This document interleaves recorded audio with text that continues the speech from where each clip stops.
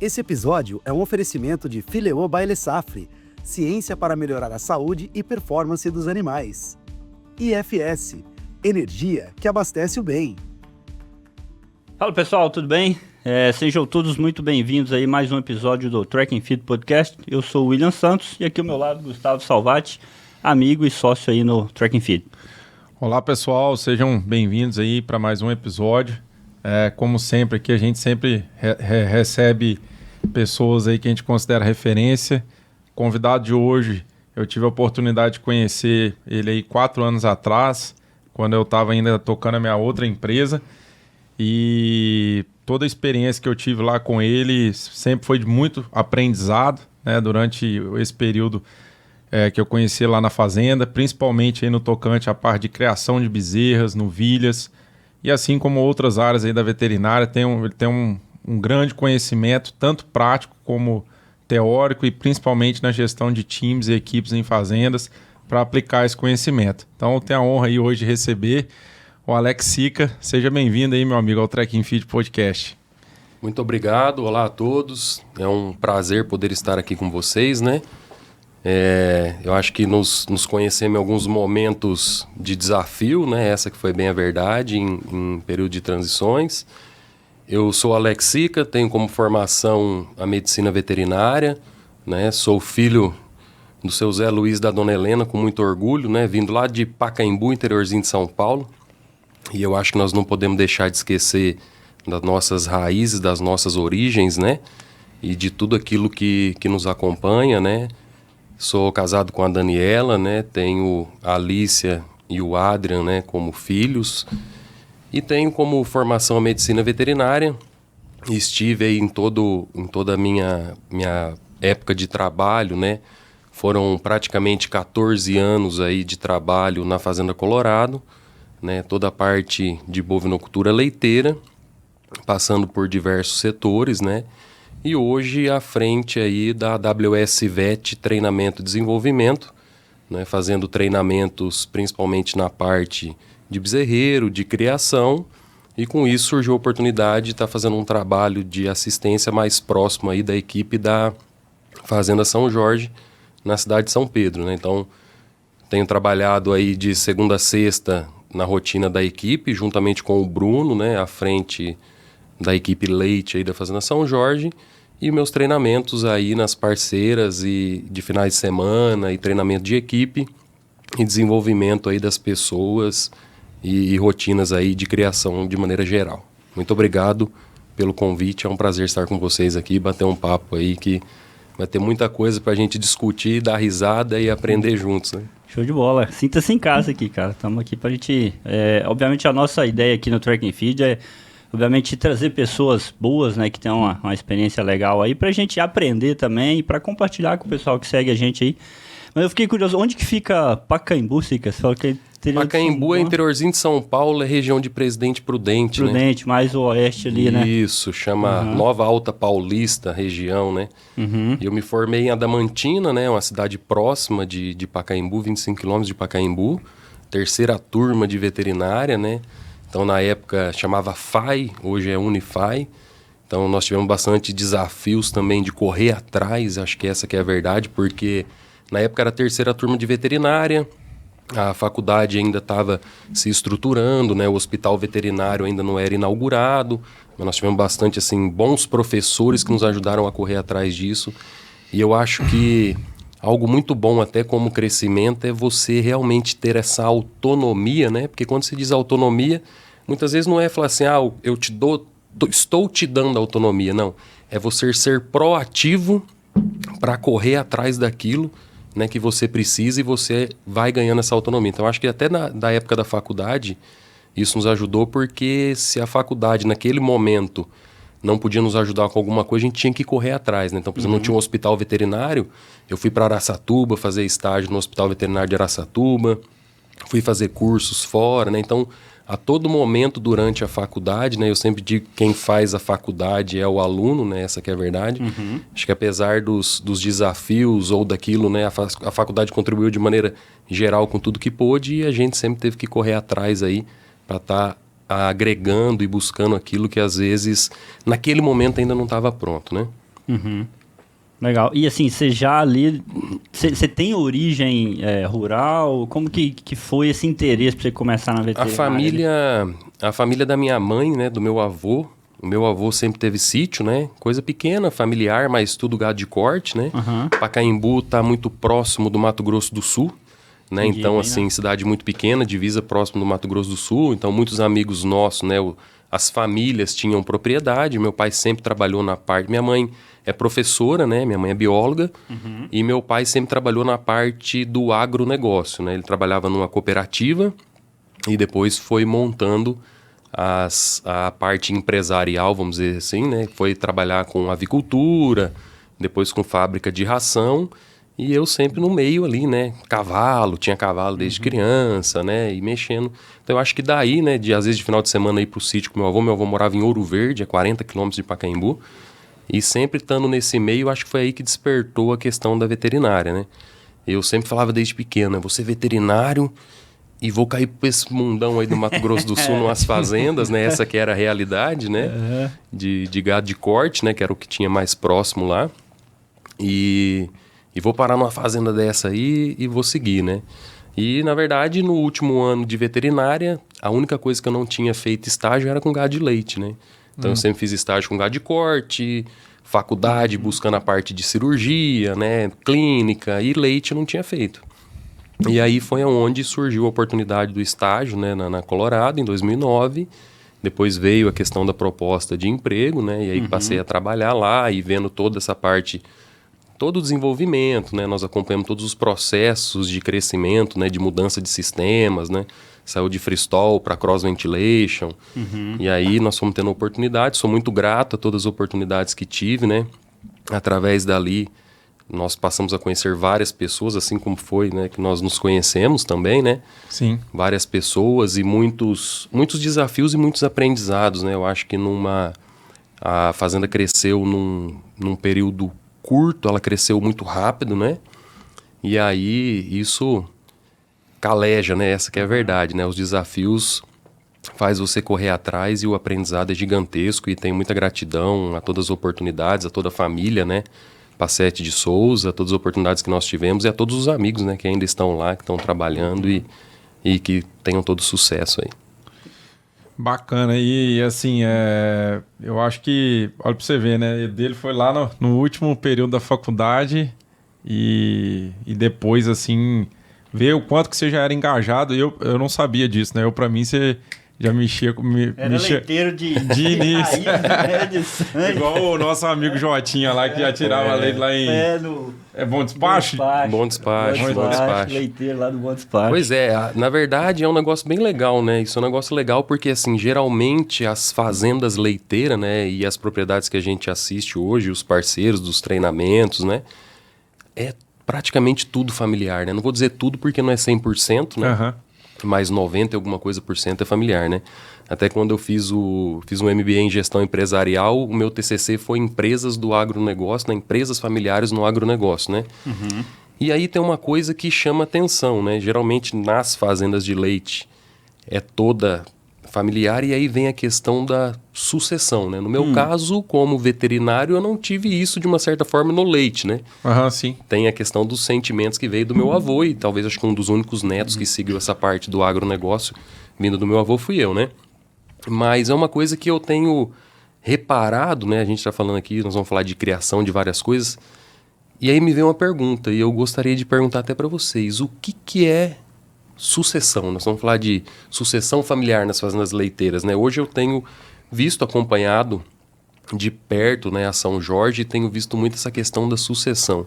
O que vocês diriam para mim que seria sucessão? Vou fazer o contrário agora, que a pergunta vai para lá. Agora ele quer conversar outro. Não, pode ser você. Cara, eu acho assim que sucessão é você conseguir fazer com que aquele negócio ele transcenda, né? Ele continue evoluindo. Assim como a São Jorge, várias outras, né? Que o negócio não pare ali naquela geração. Então, assim, esse aqui é um negócio que nós conseguimos trazer ele até aqui, independente da forma, e daqui para frente nós queremos que esse negócio continue progredindo, né? Tendo sucesso. Para mim é isso, é fazer a transição, né? que não é algo simples, né? É algo extremamente complexo que envolve questões sociais, hierárquicas, várias coisas. Mas eu acho que é isso, é fazer com que o negócio perpetue, continue evoluindo. Legal. Essa é a minha concepção. Eu penso assim, a fazenda é uma empresa, né? E a empresa ela tem 3 destinos: ou ela quebra, ou ela é vendida, ou ela cresce, né? E eu acho que a sucessão passa um pouco por isso, né? Evitar aí talvez que ela seja vendida ou quebre, esteja alguém para tocar isso, para continuar o crescimento. E claro, né? Eu acho que aí o grande desafio aí depende de família para família, né? Como que é a relação, se for pai, filho ou tio, aí cada um vai ter a sua ligação ali familiar, mas manter os valores, saber reconhecer o que a pessoa que tocou o negócio até ali, a importância, né? E saber valorizar essa pessoa, como também a pessoa mais velha dá oportunidade para o mais novo de fazer mudanças, né? Que vai crescer o negócio. Porque a gente sempre ouve falar isso, né, Sica? O que te trouxe até aqui não vai ser o que vai te levar adiante. E esses dias também, até postei no Instagram, esses dias eu vi uma frase assim, que eu achei muito bacana, de um grande empreendedor, que ele falou assim: o que mata o seu grande sucesso foi o seu pequeno sucesso. Às vezes a gente se apega demais e normalmente o cara que vai passar o bastão que construiu até ali, ele está muito apegado com o que ele viveu e de fato ele conquistou aquilo, ele lutou, ele sofreu para chegar até ali, só que falta um pouco de mente aberta para entender que daqui para frente já não dá para acompanhar essa passada, e ele também tem que ter o desapego de ver outro tomando a dianteira, né? Igual, por exemplo, os gansos voam, tem um líder que vai cortando o vento. Uma hora ele cansa, ele tem que passar para outro. Se ele quiser ser sempre o primeiro.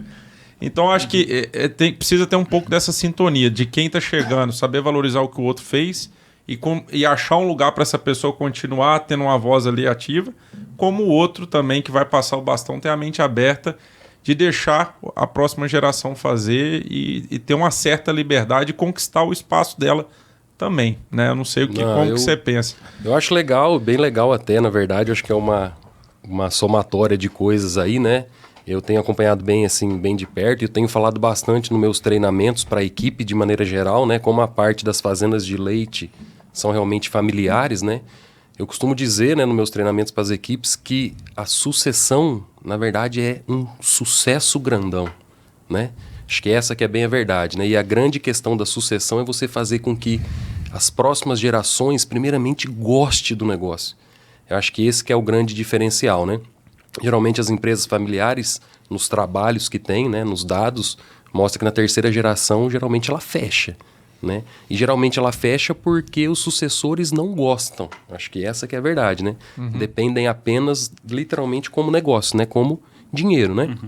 E eu acho que a sucessão, e o que eu tenho visto principalmente na Fazenda São Jorge, que eles têm feito isso muito bem, é o sucesso grandão no sentido de gostar do negócio, se apaixonar pelo negócio, né? E aí entra alguns pontos que vocês dois comentaram, né? Que eu acredito bastante também, é olhar para trás primeiro, né? Ter gratidão por todas aquelas pessoas e aquilo que foi feito para chegar onde chegou, né? Apesar de às vezes não ser o ideal, né?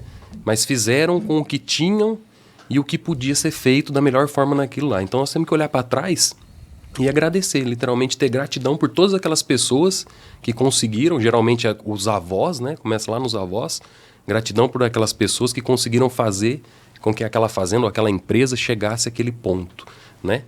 A outra parte é olhar para essa equipe daqui para frente e acreditar, né? Fazer com que essas pessoas acreditem que aquilo vai dar certo, né? Então as coisas começam aqui nos nossos pensamentos, né? Aqueles pensamentos se tornam sentimentos, aqueles sentimentos bem engajados vão se tornar ações e ações vão se tornar resultados, né? E a outra coisa, acho que muito importante nessa questão da sucessão e nas empresas e nas fazendas como um todo, é que a coisa mais importante das empresas são as pessoas certas. Eu acho que esse é o diferencial, né? E, assim, as empresas que conseguirem olhar para essas pessoas certas, né, encaixar as pessoas certas nos lugares certos, dar as oportunidades, né? E saber, ó, até aqui eu vou, daqui para frente vocês vão, vocês tocam, né? Eu acho que isso vai trazer literalmente o sucesso e, é claro, né, sempre contar com a sorte, né? Eu acho que todo homem de bom negócio tem sempre a sorte aí que nos acompanha, né? Vamos dizer assim. Então, acredito que é uma questão dessa. Eu acho que é legal a gente falar isso porque nas propriedades leiteiras, principalmente, muitas vezes tem aquela questão, não, sempre fiz assim, e assim que segue e vai, né? E aí a gente não consegue entender, às vezes, assim, uma coisa simples, que as pessoas estão tendo o mesmo resultado por muitos anos, simplesmente pelo fato de não querer mudar. Às vezes uma rotina simples, com uma mudança pequena, às vezes com pouco investimento, consegue obter resultados bem maiores e falar, rapaz, eu podia ter feito isso antes. E não fiz, né? Às vezes simplesmente pelo fato de não deixar talvez o mais novo, num sentido desse, de falar, de ouvir, né? E fazer as coisas acontecerem. O William, acho que principalmente, deve ouvir muito isso, né? Nem tudo que tecnicamente é viável, né? Na prática, talvez, naquele momento, talvez não seja aceitável ou não dá para ser feito, né? E eu acho que nós, como técnicos e consultores, vamos dizer assim, eu acho que nós temos que entender a realidade de cada propriedade e saber em que momento que aquilo é possível ser feito da melhor forma para atingir os resultados, né?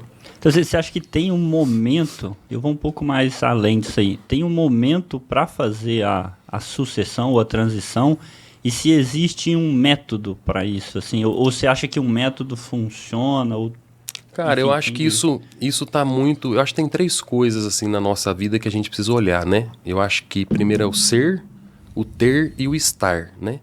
E eu acho que essa questão vai depender muito do raciocínio, né?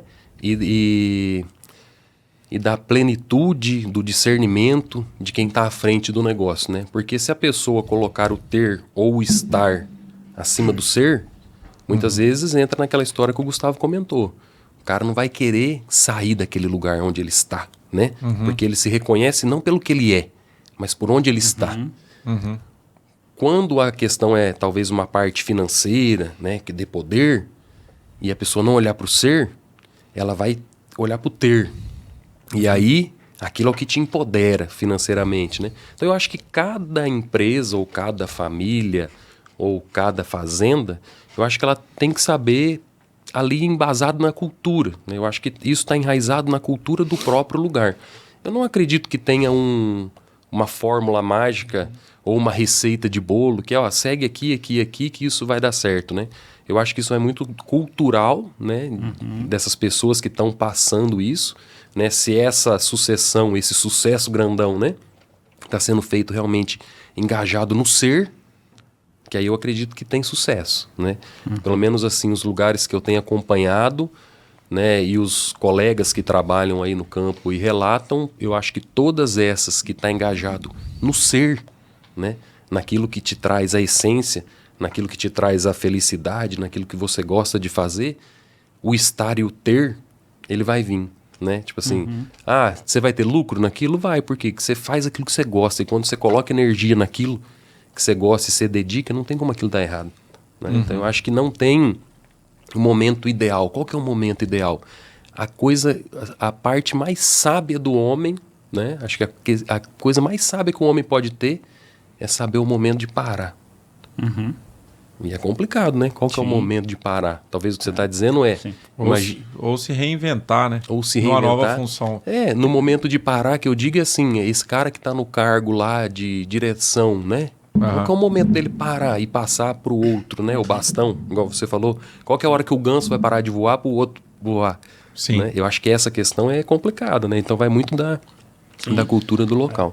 Eu acho que assim, tem uma peculiaridade aqui no Brasil, que eu acho que outros países devem ter passado também. Uma coisa é a sucessão que o dono está no operacional, né? Se você pegar as pequenas propriedades lá no Rio Grande do Sul, é familiar, o pai que está na lida, e aí vem um filho para suceder esse cara que vai entrar na parte operacional também, né? E às vezes ele vê o pai dele acordar cedo direto, não ter sábado, domingo. Às vezes não é todo mundo que compartilha os números, né? O que isso aqui dá de lucro? Às vezes o cara nem sabe, né? No cara pequeno. No grande também pode ter. E hoje a gente tem outros projetos em fazendas que a gente observa que o dono não é mais operacional. Ele conseguiu se desvincular do operacional e foi para o estratégico. E às vezes a pessoa, igual você falou, imagina assim que eu sou dono da fazenda e sou veterinário também. E eu ficar apegado à palpação, diagnóstico. E é o que mais tem. Porque ali é o lugar que ele é o Ronaldinho Gaúcho e ele no outro ele não vai ser. Ele vai ter que começar chutando. Ele não sabe fazer uma embaixada no outro. Ele vai jogar a Champions League. É sair do estar. E aí ele não tá falando, não, cara, mas eu vou deixar de ser bom. Né? Aqui eu tenho um negócio que reforça a minha autoestima. E isso que é o importante. O cara fazer essa parte de transição, de ir pro tático, de ir pro estratégico e deixar que as pessoas toquem, em vez de ser centralizador. Então, às vezes, a gente vê muito esse comportamento em algumas fazendas o cara, mesmo com um volume maior, o cara centraliza demais nele e aquele é o lugar dele que ele acha que ele é bom. É a zona de conforto, né? É difícil sair da zona de conforto. E ele tem que capacitar o próximo, né? Às vezes não é o filho, mas é um terceiro que vai ir lá trabalhar para ele. Ou genro.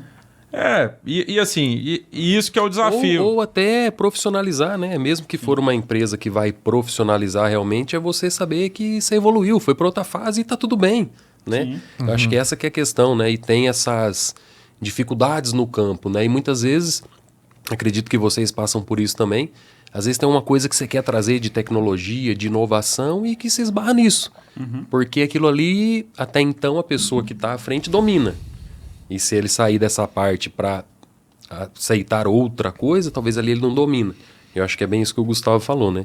Acho que essa é a dificuldade aí. Isso serve pra gente, tudo na vida. Se você não aprender a desapegar do que você era bom pra evoluir, eu sempre brinco assim, eu acho que a gente tem que ir abrindo caminhos e a gente tem que subir uma escada acima para depois o que tá vindo atrás também ir subindo. Você, esse caminho aqui dá certo, isso aqui não dá. Se você ficar apegado a fazer sempre a mesma coisa, porque ali você teve um sucesso, você não vai conseguir fazer o sucesso grande aí, que é a sucessão que você comentou. Isso para tudo. Isso para tudo. Eu falo lá em casa também, a gente tem uma propriedade pequena. Eu falo assim, agora, como é do meu pai e do meu tio, é engraçado isso, né? As pessoas... Meu pai eu acho que até menos, mas o meu tio, ele demorou a reconhecer em mim o profissional que eu sou. Você vê, apesar... de casa não faz milagre. Apesar, eu brinco assim, né, cara? Eu tinha voltado a dar uma consultoria numa fazenda grande, fazendo silagem de capim, uma fazenda de gado de corte, e eu tava querendo dar uma opinião numa silagem de capim que a gente ia fazer lá em casa, propriedade pequenininha. Não meu vale. Tio batendo boca comigo, eu falei, cara, não é possível que ele acha que eu não... Mas isso é legal que você tá comentando. Desculpa eu te interromper, mas isso é legal. Olha como é que é legal isso aí. Lá... Você continua sendo sobrinho. O Gustavinho, não sei como é que eles te chamam lá. Como é que eles te chamam lá? Não, chama Gustavo. Tavinho ou Gustavo. Lá você é o Tavinho. É verdade. Por isso que é legal. Eu acho que nós, né? Eu sei que o Gustavo é pai, não sei se o William é pai. Em breve. Em breve. Mas eu acho que isso é legal que você comentou, que eu acho que nós, como pais, nós temos que criar nossos filhos realmente para a vida, de uma certa forma, né? Sim. No sentido de se tornarem profissionais, proativos nessa rotina, exatamente por isso. Eu costumo falar e falei, né? Vim de Pacaembu com muito orgulho, sou filho do seu Zé Luiz e da Dona Helena, exatamente por isso, porque eles me ensinaram para a vida. Porque se eu fico lá em Pacaembu, junto com o seu Zé Luiz, né? Que é o Sica, né? Eu ia continuar sendo o Alex, filho do Sica. Ia estar fazendo as coisas lá, né? E é o que acontece. Ninguém vai, entre aspas, né? Ah, Tavinho, você vai vir falar isso pra mim? Né? Para, Tavinho. Em outros lugares, não. Tem toda a questão do seu profissionalismo, da sua experiência, claro. né? Da sua vivência, né? Acho que isso é legal até como questão familiar, né? Até como pai, a gente olhar para os nossos filhos e dizer, vá, né? Tem a oportunidade? Vá. Vai crescer, vai aprender, vai bater cabeça, vai errar.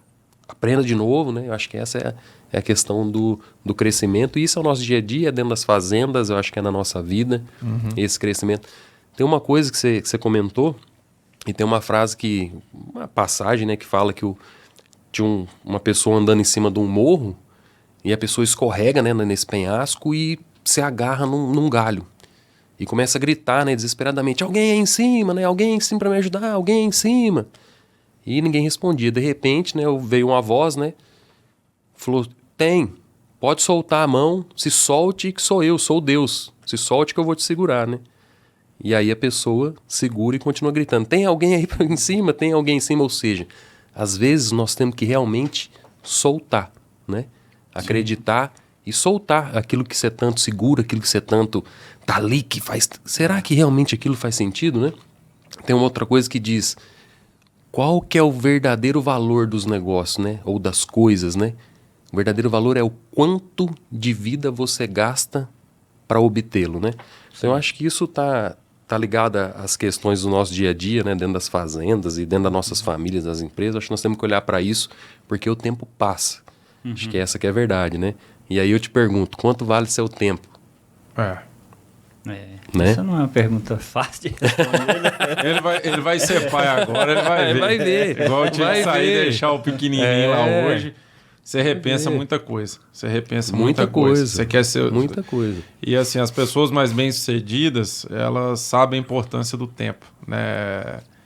Se o cara anda, por exemplo, de avião, ele podia andar de outro meio de transporte, mas ele quer chegar mais rápido porque ele sabe o valor do tempo dele.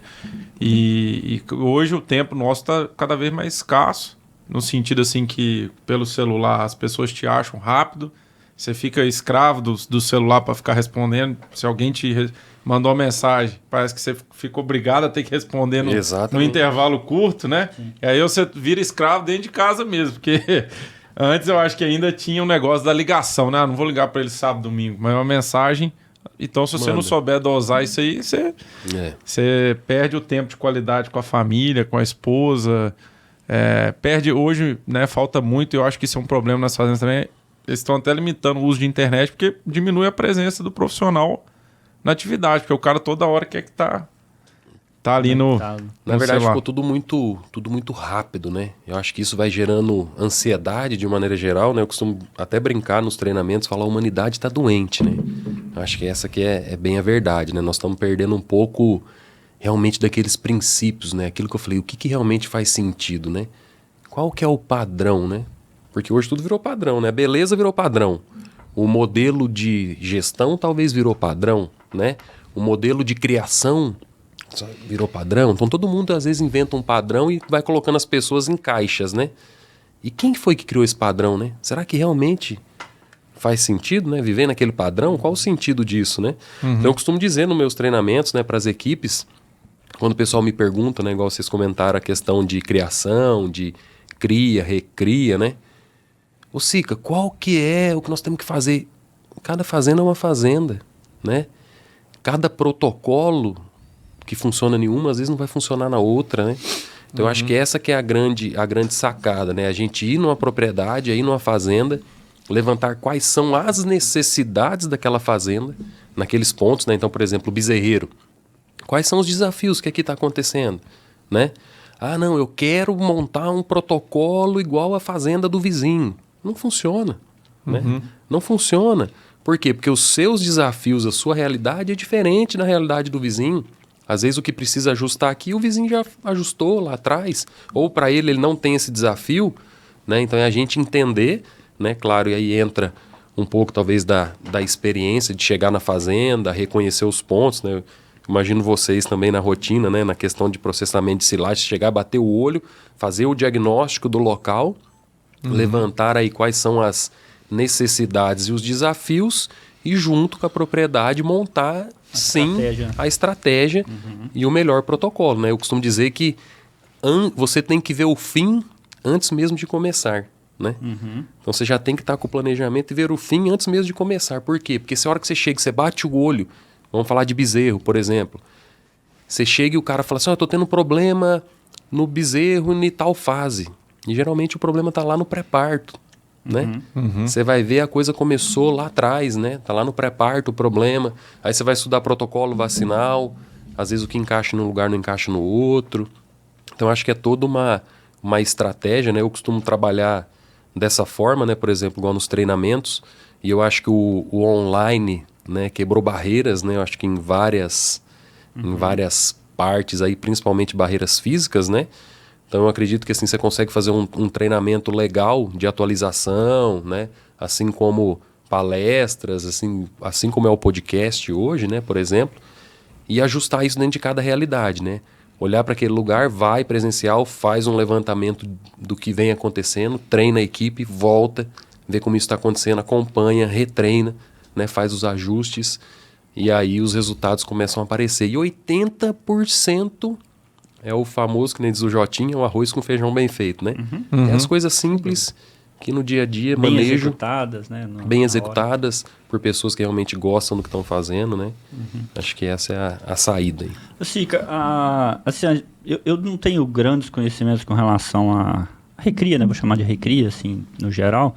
Mas, assim, há um tempo sempre se falava em acelerar muito essa recria, né? E volta um pouco no que você falou, que é o tempo, né? Então, assim, sempre quer mais agilidade, quer chegar com, sei lá, a idade ao primeiro parto cada vez menor. Ainda existe essa pressão de acelerar essas fases, né? Vou chamar de fase, desde de casinha até primeiro parto lá dentro das fazendas.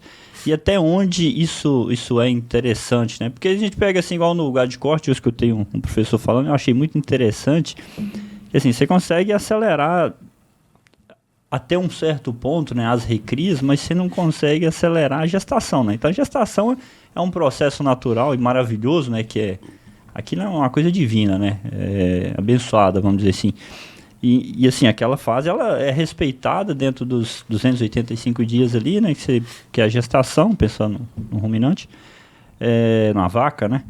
E assim, como que as fazendas têm lidado pensando em velocidade dessa recria? O pessoal quer acelerar cada vez mais essa recria de fato, pensando no econômico, no desempenho? Como que tá isso aí? Assim, William, eu vejo que depende muito de lugares, tá?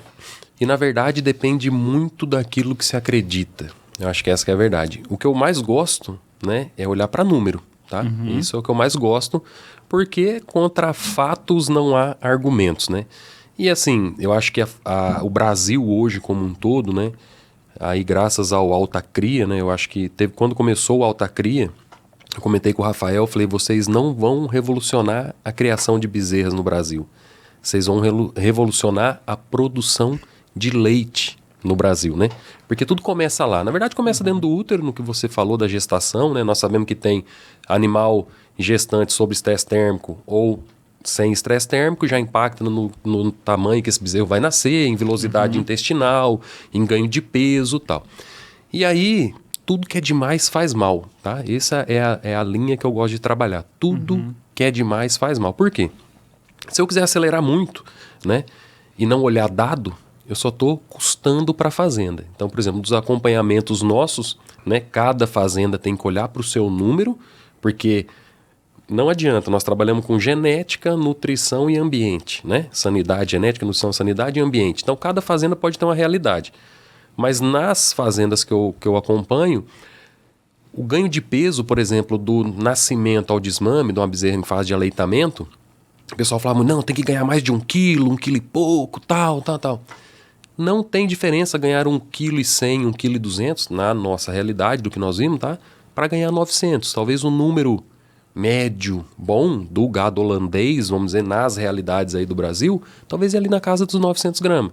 Ou seja, quando nós passamos a acompanhar esses animais que ganharam abaixo de 800 gramas, comparado com quem ganhou acima de 800 gramas, por exemplo, os animais acima de 800 gramas dia chegaram com a idade de inseminação mais rápido, né? Ou seja, emprenharam mais cedo e chegaram com a idade ao primeiro parto um pouco mais cedo e produziram mais leite na primeira lactação, ok? E aí vem a questão, né? Vamos acelerar, né? Então, se nós vimos que ganhou um pouco mais de peso e conseguiu parir antes, entrar em lactação antes e produzir um pouco mais de leite, será que se a gente diminuir a idade de inseminação, né, do primeiro serviço, diminuir um pouquinho mais, será que nós não vamos ganhar um pouco mais com isso? Ela vai chegar antes no leite e vai produzir mais leite? E aí nós vimos que não. E qual que era a outra diferença? Quem ganhava acima de 1 quilo, a hora que você olhava a questão da reprodução, a produção de leite lá na frente, né, e a idade ao parto, não tinha diferença de quem ganhava 900 gramas. Ou seja, custava. Porque você colocar esse 1 quilo nessa bezerra, na fase de aleitamento, literalmente em leite e ração concentrado, é muito caro para a fazenda. Então eu acho que nós temos que ter um meio termo. E cada fazenda, cada propriedade achar o seu ponto. Tá. Quando você tenta acelerar muito isso, você perde leite na primeira lactação. Então eu gosto muito de olhar para a idade ao primeiro serviço por volta dos 14 meses, tá? 13 meses e meio, 14, porque se você tem uma boa cria, né? Uma boa cria na fase de aleitamento e uma boa recria, né? Depois dos 90 dias, vamos dizer, depois dos 90 dias ali, não tem muitos desafios, ou quando tem os desafios com tristeza, que tem 2 cenários hoje no Brasil acontecendo, né? Tem as fazendas que fecham a recria para não ter o contato com o carrapato e se ver, entre aspas, livre da tristeza parasitária, e tem as fazendas que têm o contato, né? Eu tive, né, a oportunidade de trabalhar com as duas realidades já, e aí é questão de conta, né? Quando você tem o contato com o carrapato, você tem que intensificar o tratamento, aumenta os custos, né, de medicação, tal, e mais esses animais se tornam, na vida adulta, teoricamente imunes, aí vamos dizer, né? Foram como se fosse uma vacina, vamos dizer, entre aspas, né? Pegou a doença, não morreu, né? E criou resistência. Certo. E na fase adulta você não tem esses problemas, né?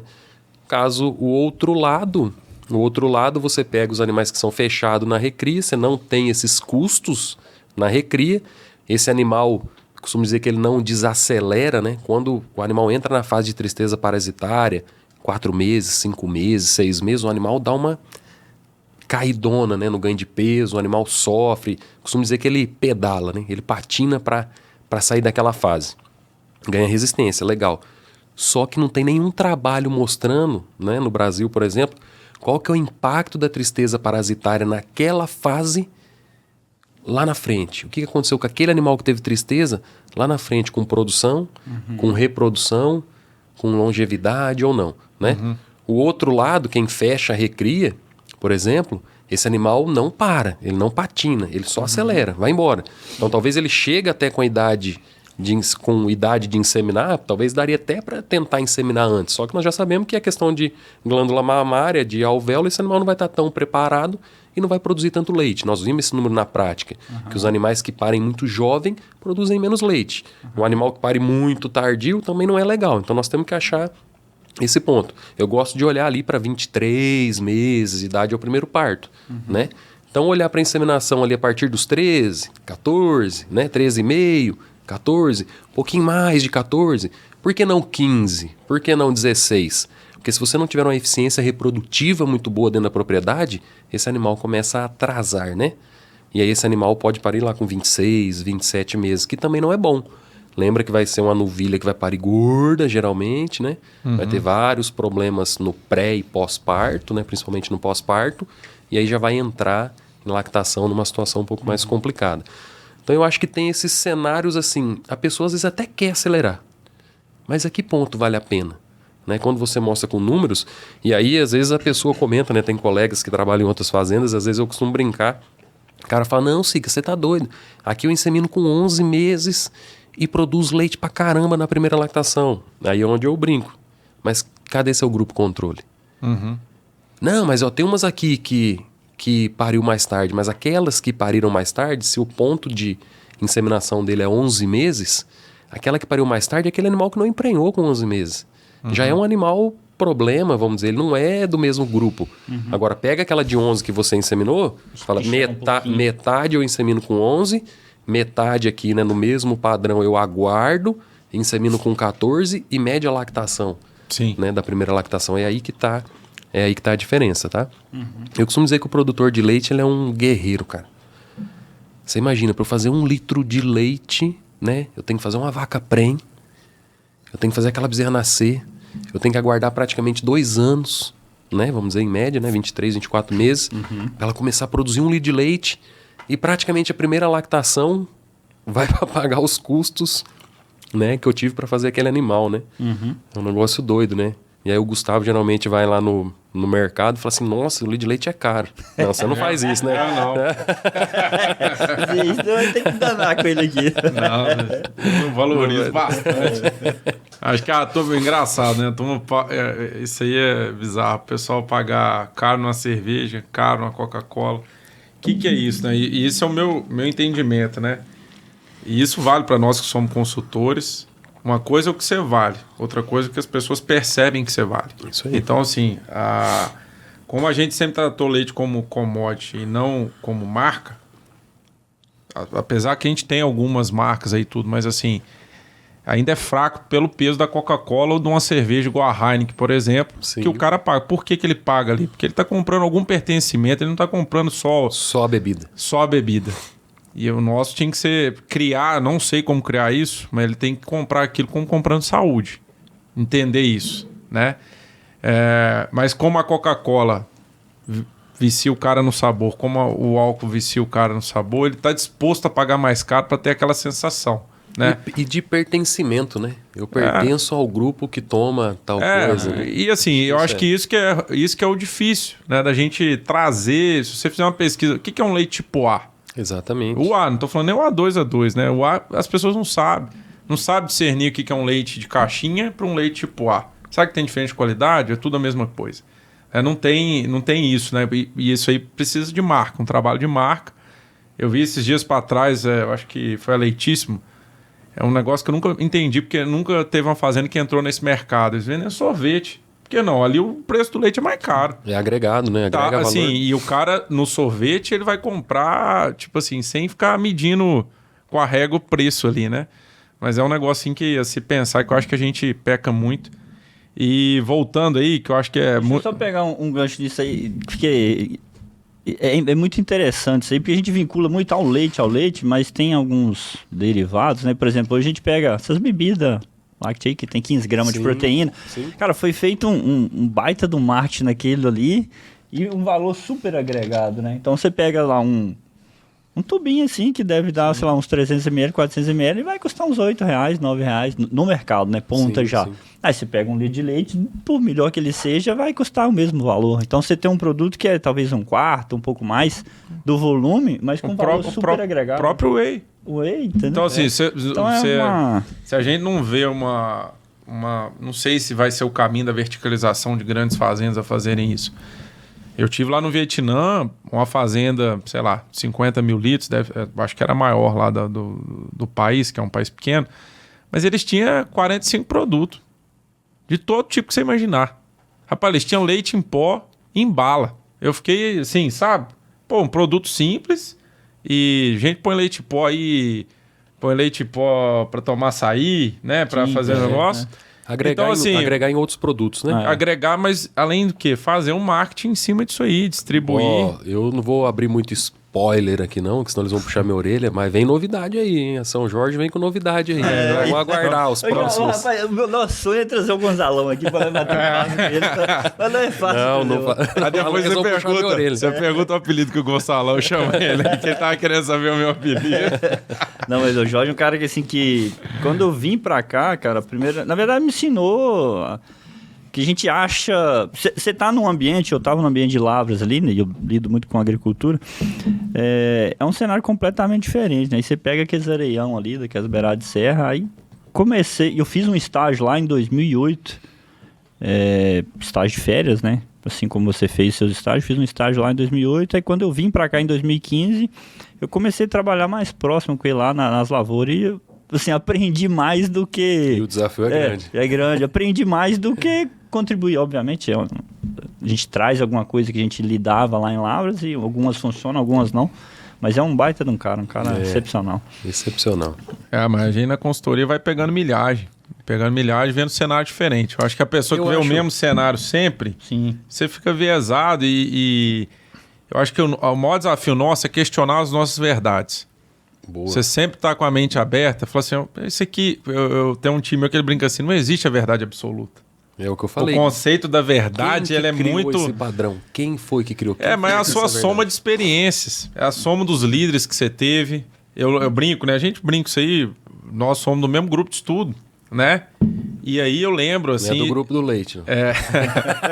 Mas isso me irritava, porque, assim, tinha algumas pessoas lá... O Kiko pro Jotinha. E a turma. Não, ele é excepcional, o professor Marcos é excepcional, mas muitos, eles se privavam de pensar, pra falar assim, porque o Kiko fala que é. E isso me gerava uma revolta muito grande. Eu falei, você não sabe pensar? Você não consegue construir e questionar? Né? Assim, eu acho que, claro, no todo, aprendemos demais. Temos que ser eternamente gratos. Mas a pessoa tem que estar aberta Sim. a ver esses novos cenários, a aprender. E, cara, isso aí é natural. E, com certeza, o William está comentando aqui, eu quando comecei a rodar da consultoria, o quanto que eu ia aprendendo, né? Tipo assim, com a situação da fazenda, a gente pegou agora um cenário de milho com geada, né? Imagina. Que gerou uma discussão gigante, né? Algumas pessoas falando, dividindo opiniões. Você aprende, que aí você vai estudar, você traz aquilo. Eu lembro, isso aí foi um consultor, ele tem um cargo na Fibro, que é o Danilo Grandini. Ele falou um negócio que me chamou muita atenção na entrevista que ele fez para o Miguel Cavalcante, na época. Ele falou, cara, eu não fiz mestrado, doutorado. Isso é outro problema também. Muitas pessoas atrelam a pessoa ter conhecimento até mestrado, doutorado. Esquece o campo, o dia a dia. Mas ele falou, sabe qual que foi meu mestrado, doutorado? Eu concordei muito com ele. Ele falou assim, cara, eu rodava, só que segundo era o meu dia do estudo. Eu pegava tudo que eu via, eu não dei conta de resolver, eu mergulhava estudando e ligava para uns 2 ou 3 que poderiam contribuir. E fiz isso uns 7 anos da minha vida. Cara, esse cara pegou um conhecimento que ele gerou, conhecimento voltado para o que ele fazia. Eu imagino o que ele aprendeu com isso aí. Só que entra ter disciplina para fazer, né? Então, assim, eu acho que quando se você ir a fundo naquilo para achar a causa raiz, em vez de você pegar a opinião de... Igual aqui, a gente tá dividindo, aprenda com isso aqui, mas, cara, tenta formar a sua opinião e ir a fundo. E esse é um problema, assim. Eu acho que tem muita gente que quer um negócio mastigado, para eu sair e falar, não, porque o Sica falou que isso aqui que é o bom. Cara, mas por que... Faz a segunda vez. Por que o Sica pensa assim? Exatamente. Assim, assim, assado. Tá, mas aqui não é assim. Mas isso aqui dá para aproveitar.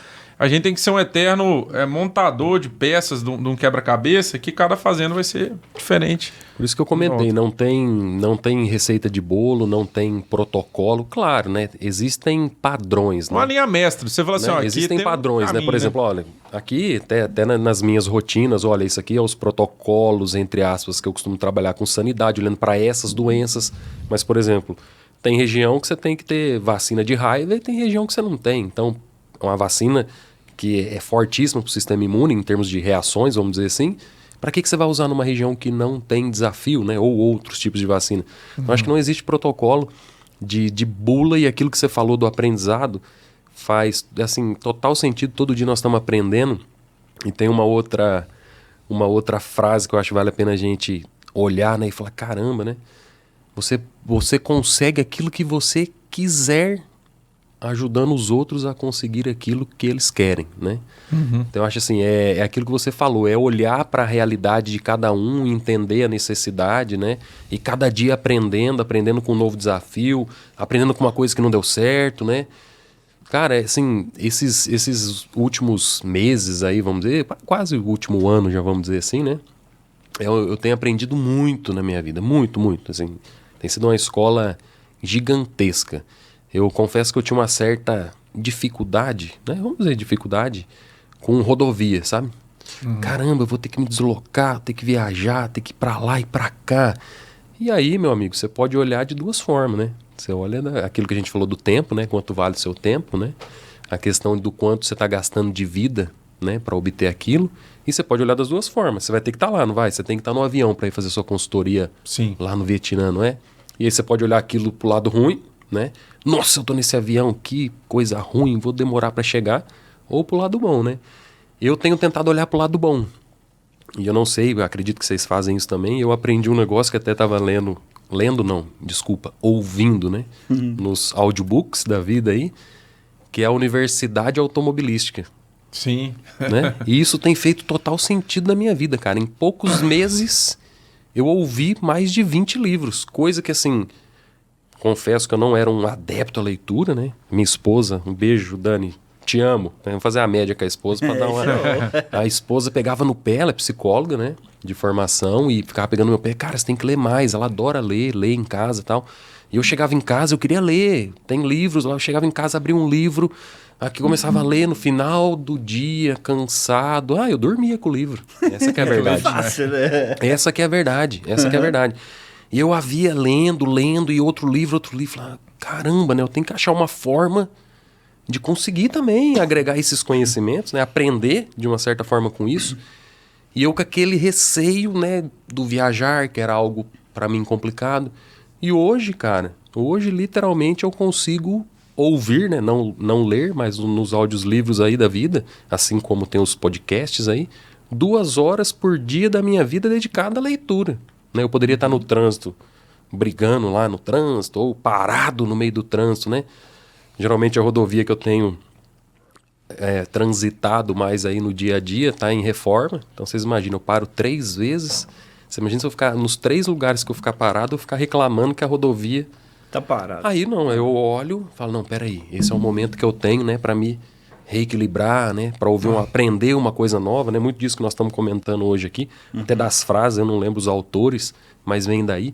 Então eu acho que o aprendizado, você se reinventar, você olhar para um negócio que você tinha dificuldade, olhar e falar, caramba, eu aprendi com isso, né, e posso crescer com isso, e eu tenho falado isso muito para as equipes, sabe, né, no dia a dia das rotinas das fazendas, se você sair, né, de novo, né, o sentimento vira o pensamento vira a ação vira o resultado. Se você sair da sua casa olhando para aquelas questões e falar assim, nossa, o meu dia hoje vai ser uma porcaria, não sei o que lá, a única coisa que você vai conseguir no final do dia é que seu dia vai ser uma porcaria.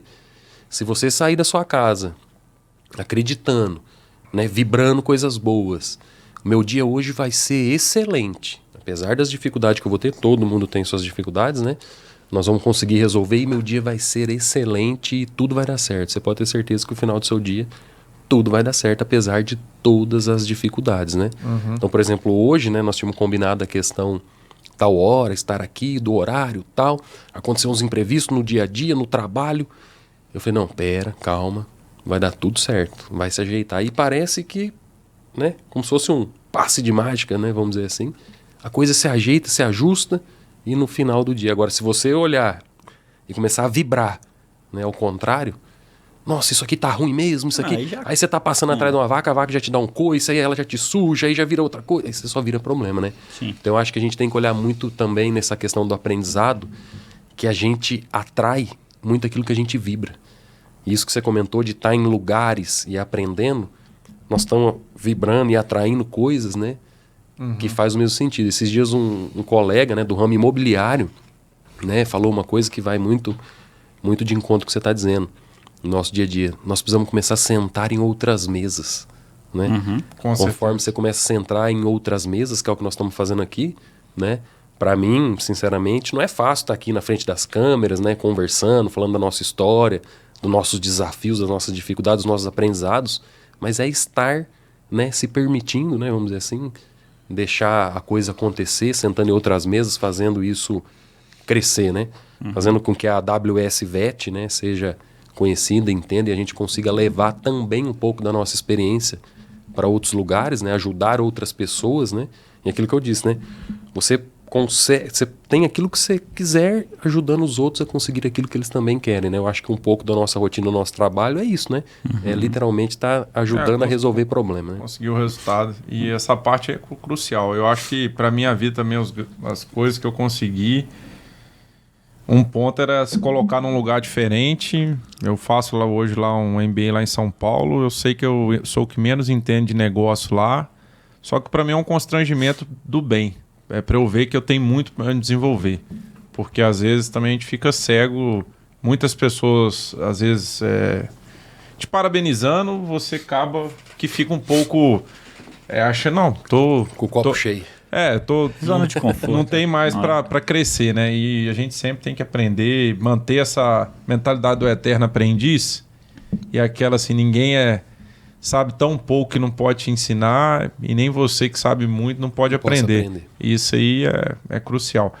Mas eu queria aproveitar para a gente ir na parte técnica aí, porque isso é uma enciclopédia. Isso aí, informação. Isso aí tem mais de 20 mil horas de Bezerra, já viu tudo que é jeito. Eu queria que você comentasse um pouco, Sica, da sua experiência. Vamos tentar fazer uma linha cronológica aí da vida da Bezerra. O que é crucial aí, desde ali da vaca seca ou pré-parto, para a gente tomar cuidados aí com essa vaca, para garantir uma boa produção de colostro, né, dessa vaca, e o que eu tenho que fazer na parte de conforto, vacinas, e aí depois a gente vai o nascimento. Vamos seguir na sequência aí. Então eu vou voltar um pouquinho, tá? Vamos dar uma olhada lá na reprodução, né? Quando, vamos dizer que a vaca está em lactação já, tá? E aí nós vamos olhar a questão da concepção. Eu acho que ali já inicia, né? Inicia no primeiro serviço da vaca que já está em lactação. Então aquele momento ali é assertivo, ou seja, um animal que eu conseguir emprenhar o quanto antes, né? Eu vou conseguir ter um período de gestação, um período de lactação ideal, vamos dizer assim, né? Entre aspas. Essa vaca não vai secar gorda, tá? Então já vamos começar a olhar Começa ali, no primeiro serviço da vaca no pós-parto, né? Não vamos dali para frente. Primeiro serviço da vaca pós-parto. Se eu conseguir emprenhar essa vaca o quanto antes, a gente conta ali 220 dias de gestação, vamos dizer assim, para secar essa vaca.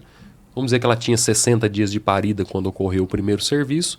Nós estamos falando de um animal de 280 dias em lactação, ok? Ok. 60 de parida, inseminou, ficou prenhe, melhor dos mundos, melhor dos cenários, né? Com 280 de DEL, dias em lactação, você vai estar secando essa vaca para ela passar o período seco, né? E aí entra toda a parte de conforto. Nós comentamos, essa vaca que está em lactação, se ela tiver esse bezerro que está dentro do útero, que está sendo gerido ali, né, dentro do útero, sobre estresse térmico ou sem estresse térmico, isso já começa a impactar na vida dessa bezerra. Então, claro, esse animal tem que estar num conforto, né? O produtor que você está assistindo amanhã vai conseguir fazer um cross ventilation do dia para a noite? Não, mas talvez ele tenha um freestyle que ele pode melhorar a questão de ventilador, de aspersão, fazer uma sala de banho, ou é piquetão, mas ele pode ter sombra, né? Ou é um compost, ele pode ter uma sala de banho, retirar os animais do compost, dar um banho e volta, né? Então, de maneira geral, é ter conforto para essa vaca, tanto térmico quanto de comida, claro, e de local de deitar. E aí chega ali próximo aos 220 dias de gestação, onde, teoricamente, nós vamos secar essa vaca, né? Ali já começa a questão da gente olhar a parte vacinal. Nós estamos falando de uma fase ali da colostrogênese, né? Então, tudo que nós queremos direcionar para o colostro, nós temos que começar a pensar em vacinas nessa fase, né? Não vou entrar em detalhes de vacina, porque aquilo que eu falei, cada fazenda tem uma realidade, mas nós temos ali diarreia, né, que vai acometer essas bezerras, que nós temos que pensar para vacina nessa fase. Mas eu fiz a minha vacina lá com 100 dias de gestação. Será que adiantou muita coisa pensando na colostrogênese, no colostro? Então, o que eu for pensar no colostro, lembra que a vaca não vai passar nada de imunidade para a bezerra via placenta, né? Então, o que ela vai passar de imunidade é via colostro. O que eu penso em vacina, se eu estou pensando em imunoglobulina lá de colostro, eu tenho que pensar na fase de colostrogênese, que é próximo aí, 220 dias de gestação. O que eu for fazer de vacina vai estar ali. Ali nós temos vírus que vai estar causando diarreia, nós podemos olhar até para a questão da parte de alguma clostridiose, alguma coisa nesse sentido, né? Então, o que eu quero no meu colostro, eu começo a trabalhar ali. Então, geralmente a gente trabalha com vacinas ali aos 220 de gestação. Algumas vacinas como booster, né, como segunda dose, aos 250 de gestação, ok? Entendi. E aí, aos 220, seca esse animal, né? O animal vai para o período de descanso, período seco, né? Totalmente com conforto. Lembra aí que há alguns anos surgiu lá os 90 dias vitais da vaca, né? O que antecedia o parto e depois o pós-parto, né? Esse conforto na vaca seca, os cuidados com a bezerra já começa ali nos momentos do parto.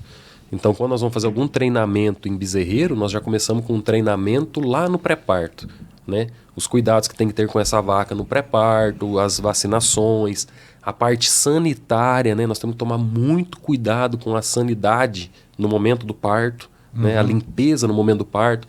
Muitas vezes a pessoa fala assim, tem uma vaca ali, pariu, tal, manda uma foto, o bezerro está parecendo um croquete no meio da areia, da terra, todo enrolado, todo sujo, né? Então, aquele cuidado.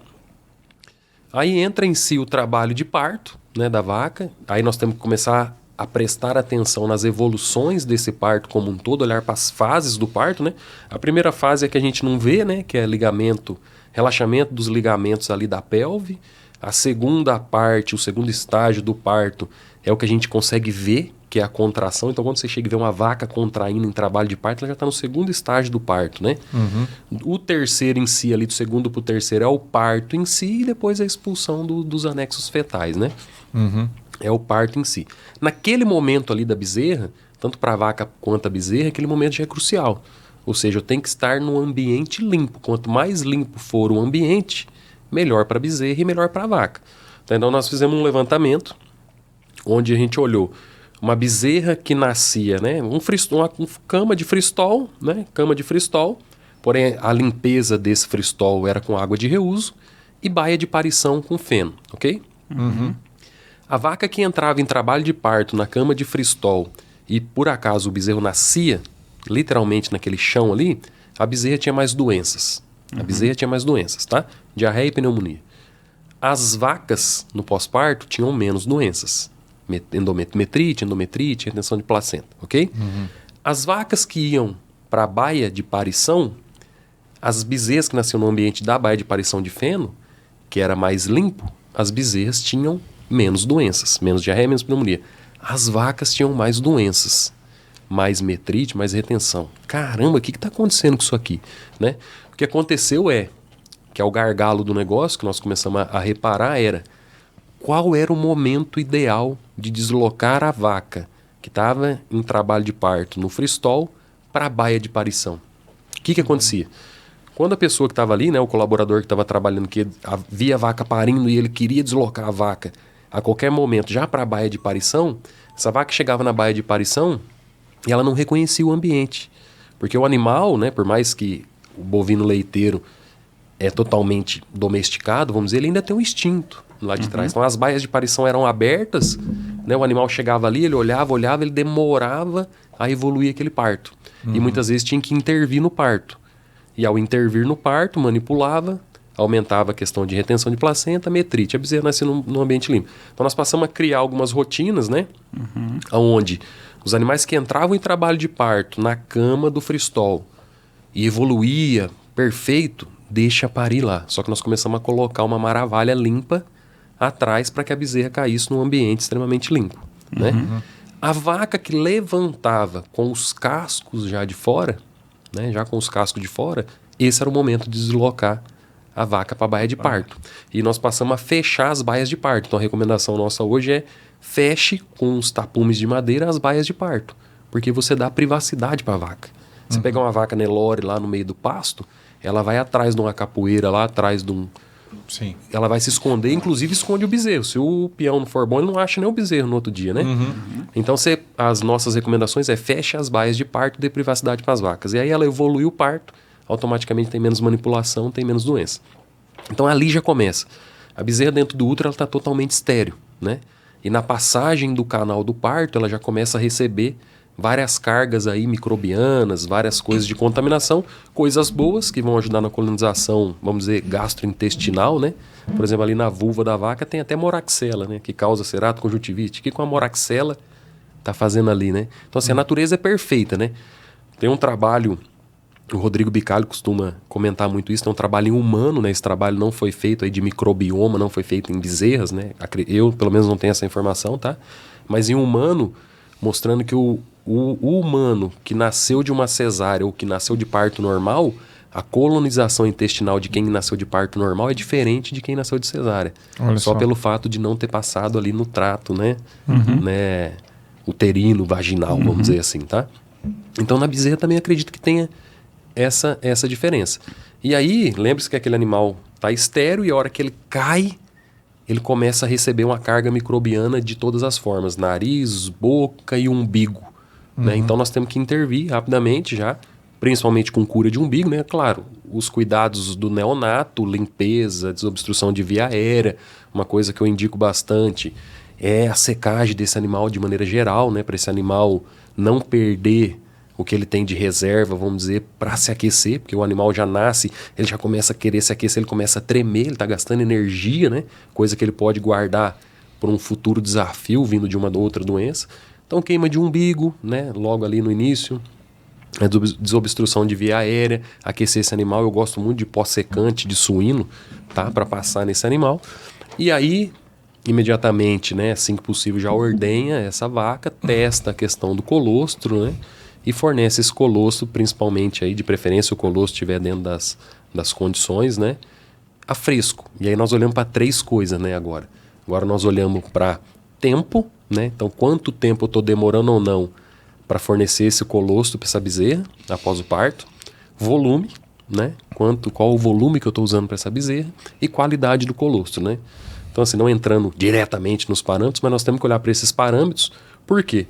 Se eu der menos colostro, né, em volume do que o indicado, essa bezerra não vai ser bem colostrada. Se eu der um colostro que a qualidade for inferior à indicada, essa bezerra não vai ser bem colostrada. Né? Então, volume, tempo e qualidade. Se eu demorar muito, também ela não vai ser bem colostrada, porque as janelas de absorção de imunoglobulina vão se fechando. Né? Então, tem um outro trabalhinho mostrando... O pessoal fez com o sucedâneo do colostro, né? Onde eles fizeram uma mistura de E. coli, né? Para tentar entender. Porque às vezes acontece casos, né? Da pessoa te ligar ou você acompanhar na rotina da fazenda. Fez a quantidade certa de colostro, né? O indicado aí na primeira mamada. A gente fala de 15% do peso vivo, tá? Da bezerra. Então 10% ali logo na primeira mamada, depois mais 5% na segunda mamada. Dentro dos horários aí, no máximo 6, 8 horas após o nascimento, já está com esses 15%, né? Até 12 horas ainda absorve alguma coisa, mas a gente tenta trabalhar até no máximo 8 horas após o nascimento. A pessoa fez isso e com qualidade aí acima de 25% aí de Brix, fez isso. E essa bezerra não foi bem colostrada. E aí começa a surgir algumas dúvidas, né? Caramba, o que aconteceu? Que depois eu fui medir proteína sérica da bezerra e a bezerra não foi bem colostrada, sendo que eu fiz o volume correto, o tempo correto com a qualidade correta, né? E aí entra sujidades. Por isso que eu falo que a questão está na limpeza. Então o trabalho que foi feito era, misturava-se E. coli junto com o sucedâneo, E. coli separada. Então fornecia primeiro uma sopa, vamos dizer assim, de E. coli. E depois fornecia logo em seguida o sucedâneo de colostro. O que acontecia com essa bezerra? Depois misturava a E. coli junto com o sucedâneo e fornecia. E depois fornecia só o sucedâneo, esperava um tempo e depois essa sopa de E. coli, vamos dizer, né? Não me lembro onde que foi publicado esse trabalho, tá? E aí o que acontece?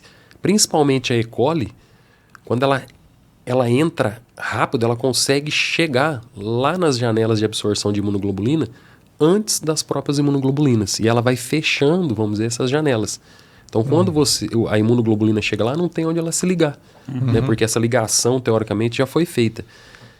Então, é muito importante a higienização desse momento. Então, quem vai fazer essa ordenha desse primeiro colostro, tem que ter muita higiene naquele momento, né? Quem vai usar a mamadeira, às vezes a ordenha foi com a higiene excelente. Aí o cara com a mamadeira suja colocou. Ou a ordenha foi excelente, a mamadeira estava extremamente limpa, ou a sonda extremamente limpa, e a bezerra nasceu literalmente no meio do esterco. Ou seja, ela já absorveu ali essas bactérias, né, vamos dizer assim, de maneira geral, e elas já chegaram lá e essa bezerra não vai ser bem colostrada. Então, o ambiente de nascimento dessa bezerra é muito importante, né? Todas as fases ali são importantes, mas esse ambiente de nascimento é muito importante para que você tenha esse sucesso. E aí a gente entra aí com a parte, né, de aleitamento já. Então fez a colostragem, fez os cuidados, o umbigo, né, cura de umbigo, para a gente já não ter esses problemas de infecção, né, que vem e vire poliartrite, outras coisas nesse sentido. E aí entra a parte de aleitamento, né? Mas só deixa eu pontuar algumas dúvidas aí que eu acho que a gente vê muito em fazenda. Essa parte da colostragem. Eu já vi algumas fazendas com, só aproveitar a sua experiência, que tem problema de produção de colostro. E a gente sabe que às vezes é multifatorial.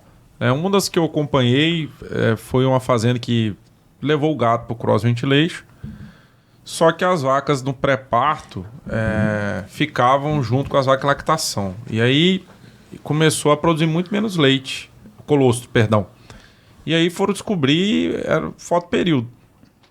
Como as vacas de leite deixam a luz lá até 10 horas da noite, 200 lux, e acaba que não tinha como ter um manejo de luz muito diferenciado para o pré-parto, porque estava no mesmo galpão, não é como, por exemplo, lá na Colorado você tem um galpão só para pré-parto. Isso é um dos fatores que eu vi que afetou. né? Claro que tem a parte de nutrição também, né? Como que é feita a parte de nutrição influencia. Você teria mais alguma coisa relacionada a essa questão de produção de colostro que pode inibir a produção de colostro da vaca? Eu acho que tem esses fatores aí que você comentou. Eu tenho algumas dúvidas nessa questão do fotoperíodo, tá, Gustavo? Para ser bem sincero para você, assim. Mas tem coisa envolvida aí também, tá? E eu acho que outra coisa que pega muito é a parte de estresse. Tá? Essa parte de estresse que eu digo assim, ó. Eu já vi lugares onde tinha que deslocar a vaca, né, do local lá de parto para ir para a sala de ordenha. E isso aí impactava nessa produção de colostro. E aí a pessoa fez um balde ao pé, por exemplo, próximo ali onde ocorrem os partos. E a vaca, por estar mais ambientada, vamos dizer assim, esse colostro vinha aí com um volume um pouco maior. A parte nutricional, com certeza, impacta.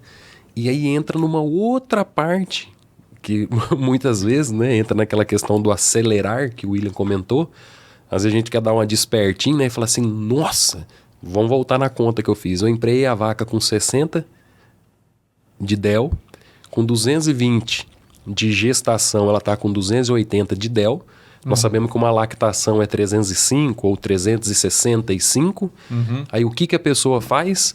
Geralmente uma vaca reloginho com 280 de DEL, ela está produzindo bastante ou pouco leite? Bastante. Bastante leite. E aí o que muitas vezes o produtor, né? Claro, sem olhar para essa questão técnica, né? O produtor fala, rapaz, vou tirar leite mais 10 dias. No lugar de eu secar ela com 220 de gestação, eu vou secar com 230 de gestação. Eu tirei dela, geralmente tem animais lá produzindo 40 kg de leite. Sim. Nessa fase, né? Eu vou tirar mais 10 dias. E aí ele arrebenta com o negócio dele. Por quê? Porque esse animal não vai ter tempo de preparo, vamos dizer assim, de uma certa forma, de descanso para isso. Vai produzir menos colostro e vai produzir menos leite na próxima lactação. Então nós temos que estar muito bem ajustado com todos esses parâmetros, né? Para a gente não extrapolar. Tá? Então eu acredito que tem sim a questão do conforto, tem a questão do estresse térmico, tem também do fotoperíodo, né? O estresse de maneira geral. Eu acompanhei uma vez uma rotina numa fazenda onde era um negócio louco, assim. A equipe entrava no curral, as vacas... Parecia que tinha uma onça entrando dentro do curral, sabe? As vacas, juro, as vacas corriam e ficavam todo no... Eu falei, gente, o que está acontecendo aqui, né? Que negócio doido. E às vezes você olhava na própria fisionomia, né, dos colaboradores, às vezes a pessoa, aquilo que eu falei, a coisa mais importante, né, das empresas são as pessoas certas, né? Vai ter aquele que você vai ter que treinar, retreinar, aquele que você vai ter que trocar de função e aquele que infelizmente vai ter que ser desligado, né? E aí, cara, era o colaborador que trabalhava ali, o cara não gostava literalmente do que ele fazia e o cara só andava assim, ó, com a fisionomia assim, ó, a testa, tudo brabão. Gesticulando, né? Aí eu chamei ele e falei, ô camarada, vem aqui, como é que essa vaca lá no subconsciente dela, lá na natureza, ela é vista como uma presa ou um predador? Como é que ela é? Ela é uma presa, concorda? E como é que o leão lá, a onça, seja o que for, vai caçar aquele animal? Como é que vai estar a fisionomia daquele animal? Assim, dando risada ou... Do jeito que você anda aqui desse jeito, até a questão da sua musculatura enrijecida, você está sendo um predador. Esses animais não vão deixar você chegar perto de jeito nenhum, entendeu? O animal, ele te sente. Eu costumo dizer que a vaca talvez não é igual ao cavalo. Eu acho que o cavalo tem muito mais essa questão vibracional, dessa sensibilidade, né?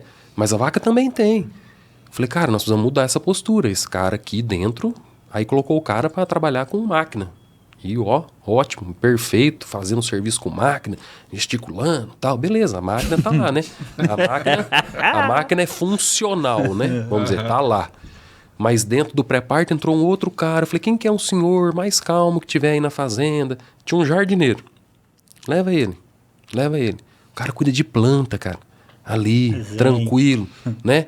Você entra nesse pré-parto hoje, não só no pré-parto, como um todo na fazenda... Você faz o que você quiser. Aí o proprietário até comentou comigo, falou, caramba, você chega hoje e fecha uma vaca no canzil, assim, atrás da vaca, a vaca não faz nada, né? É a maneira como a gente começa as pessoas, a andar. Então eu acho que tem muito isso. Às vezes o cara fala assim, não produz colostro. Mas vocês estão conseguindo ir lá e enxergar né? No detalhe, como é que está sendo a postura. Às vezes no dia que o dono está na fazenda, o funcionário é um santo, né? O colaborador está lá, ossa, tranquilo. O cara vira as costas, ele está lá, né? Vai, grita. Às vezes é a fala, é o gesticular, é o grito. Então eu acho que tudo isso impacta. Nós temos que tentar entender cada detalhe. Sica, nesse contexto aí de pensando assim na resistência do animal mesmo, jovem ali, do recém-nascido, isso tem algum fator ali na epigenética durante essa gestação, que você comentou bastante de estresse durante a concepção, né, até o animal parir ali, até o nascimento, mas reforçou bastante a questão da colostragem com essa transferência de imunidade.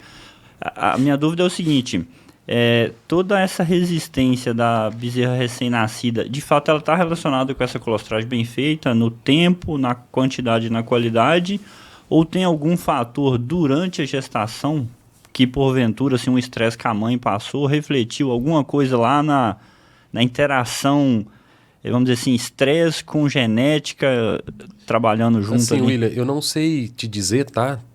Em sentido de trabalho, né? Cite aí os autores, né? Vamos dizer. Mas o que tem, né? Que assim, até a gente viu isso na prática e aprendeu aí com outros professores. Tem algumas coisas aí engraçadas, né? Entre aspas, engraçadas, modo de dizer, tá? O estresse térmico, isso aí já está comprovado. Então, um animal que dentro do útero, a mãe sofreu estresse térmico. Então, a mãe, essa bezerrinha estava dentro do útero e a mãe estava sob sol, lá. Sol. Essa bezerra já nasce com problemas de vilosidades intestinais, esse animal vai ter problema de absorção de nutrientes, e aí isso vai lá na questão da parte do intestino em si, até por questão da parte de saúde, literalmente. E esse animal já vai nascer com menos peso do que um animal que não teve, que a mãe não sofreu estresse. A mãe não sofreu estresse térmico, tá? Então aquela que sofreu já vai nascer mais leve. Depois isso carrega durante toda a fase dela de aleitamento e ganho de peso. Então esse animal vai ganhar menos peso só pelo fato da mãe ter tido estresse térmico. E isso, por incrível que pareça, segue para as gerações futuras dela. Ela vai passar isso para as filhas dela de alguma forma também. Então algo que ela sofreu dentro do útero, ela vai levar para as futuras gerações, tá?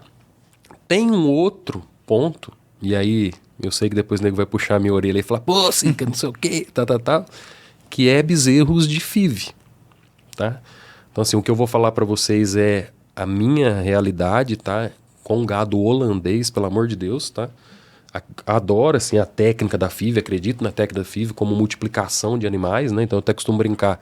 Se eu quero montar a fazenda do Sica e eu não tenho um rebanho, eu vou num lugar que tem um rebanho excelente geneticamente, compro uma parte, faço o FIV, que é a maneira de multiplicar isso mais rápido, né? E, dali para frente, eu sigo a minha vida. Por que eu tô dizendo isso? Quem acompanha os números, literalmente, na prática, no gado holandês, tá? Quando você trabalha muito a fazenda com embrião de FIV, tem alguns trabalhos mostrando até a questão de parte de epigenética, comparando um animal que veio um bezerro, né? Que vai se tornar lá uma bezerra, que vai se tornar uma novilha, uma vaca, que veio oriundo de FIV, comparado que veio de inseminação artificial ou de transferência de embrião, né? Natural, convencional, vamos dizer assim.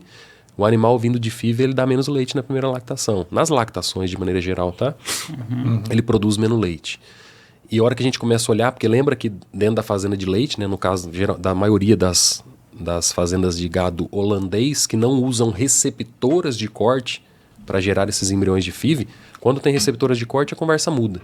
Porque ninguém vai olhar para a lactação dessa receptora, ok? Quando a receptora é a própria vaca de leite, a conversa também muda.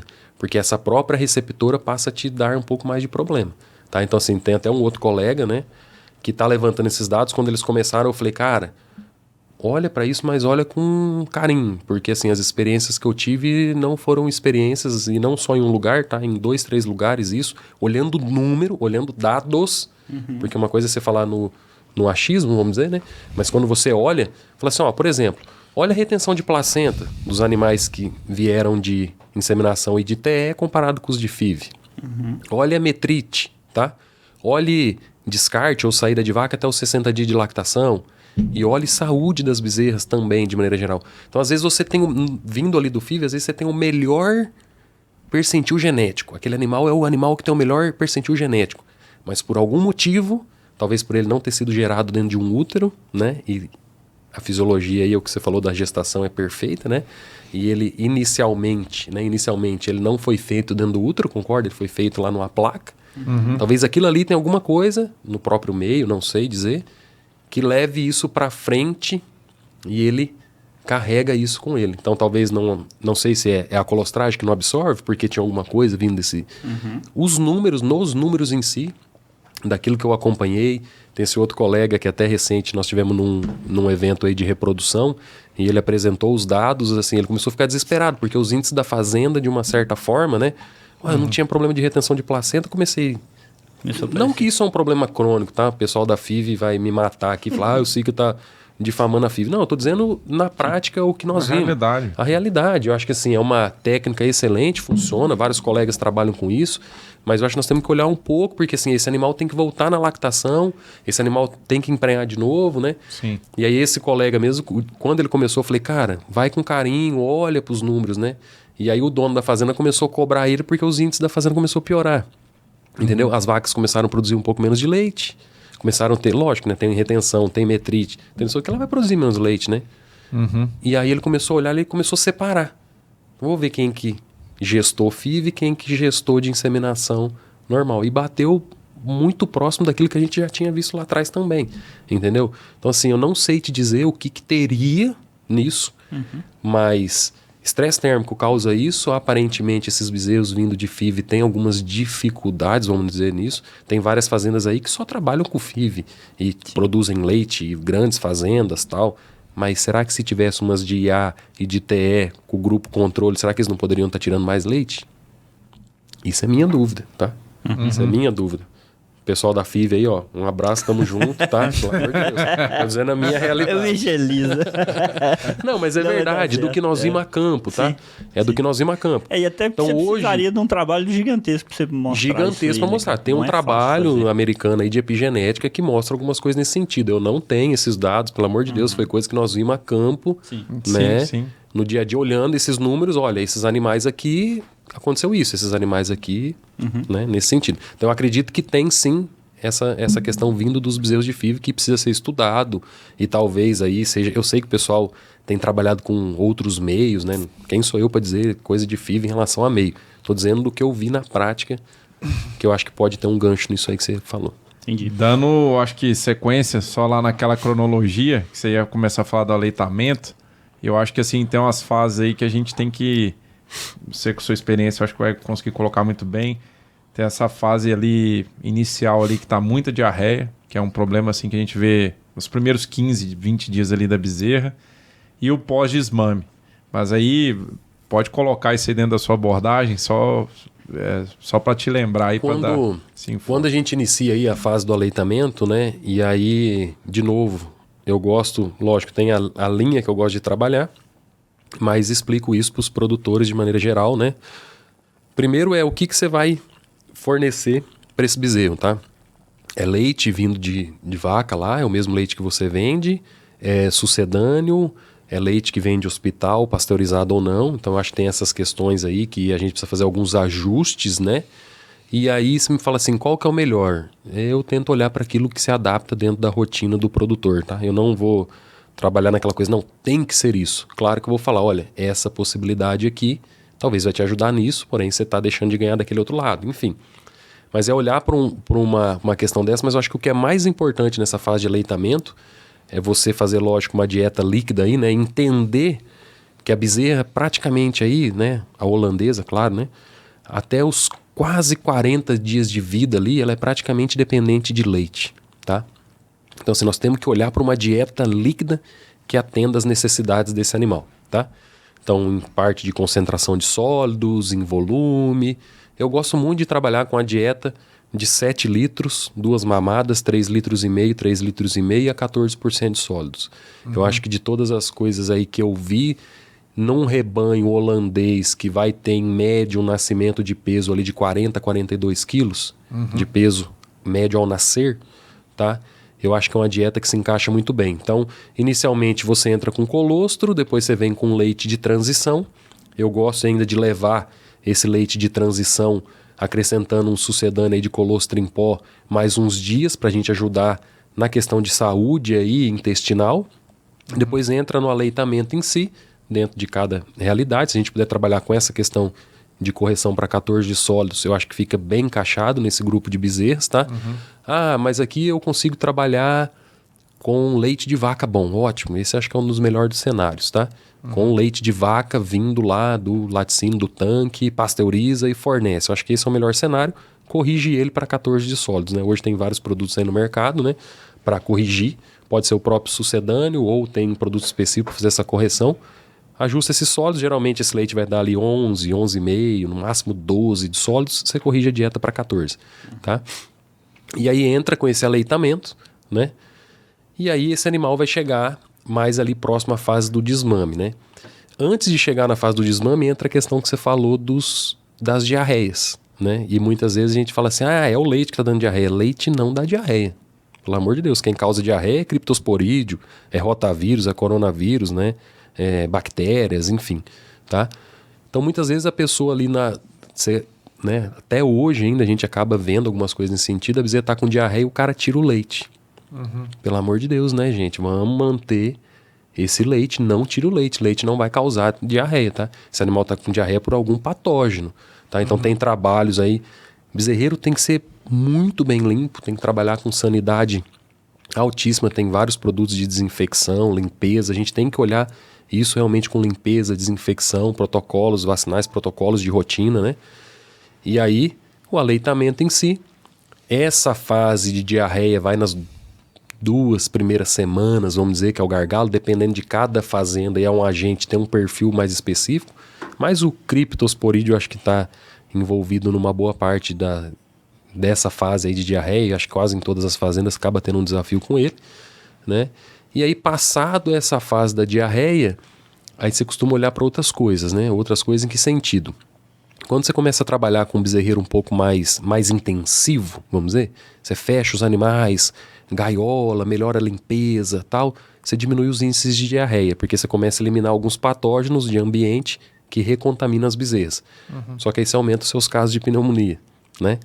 Quando você vai para bezerros, né, gaiolinha com colarzinho lá, os tropicais, né, vamos dizer, você tem mais casos de diarreia e menos casos de pneumonia. Então, quando você concentra, você acaba tendo um pouco mais essas questões respiratórias, né?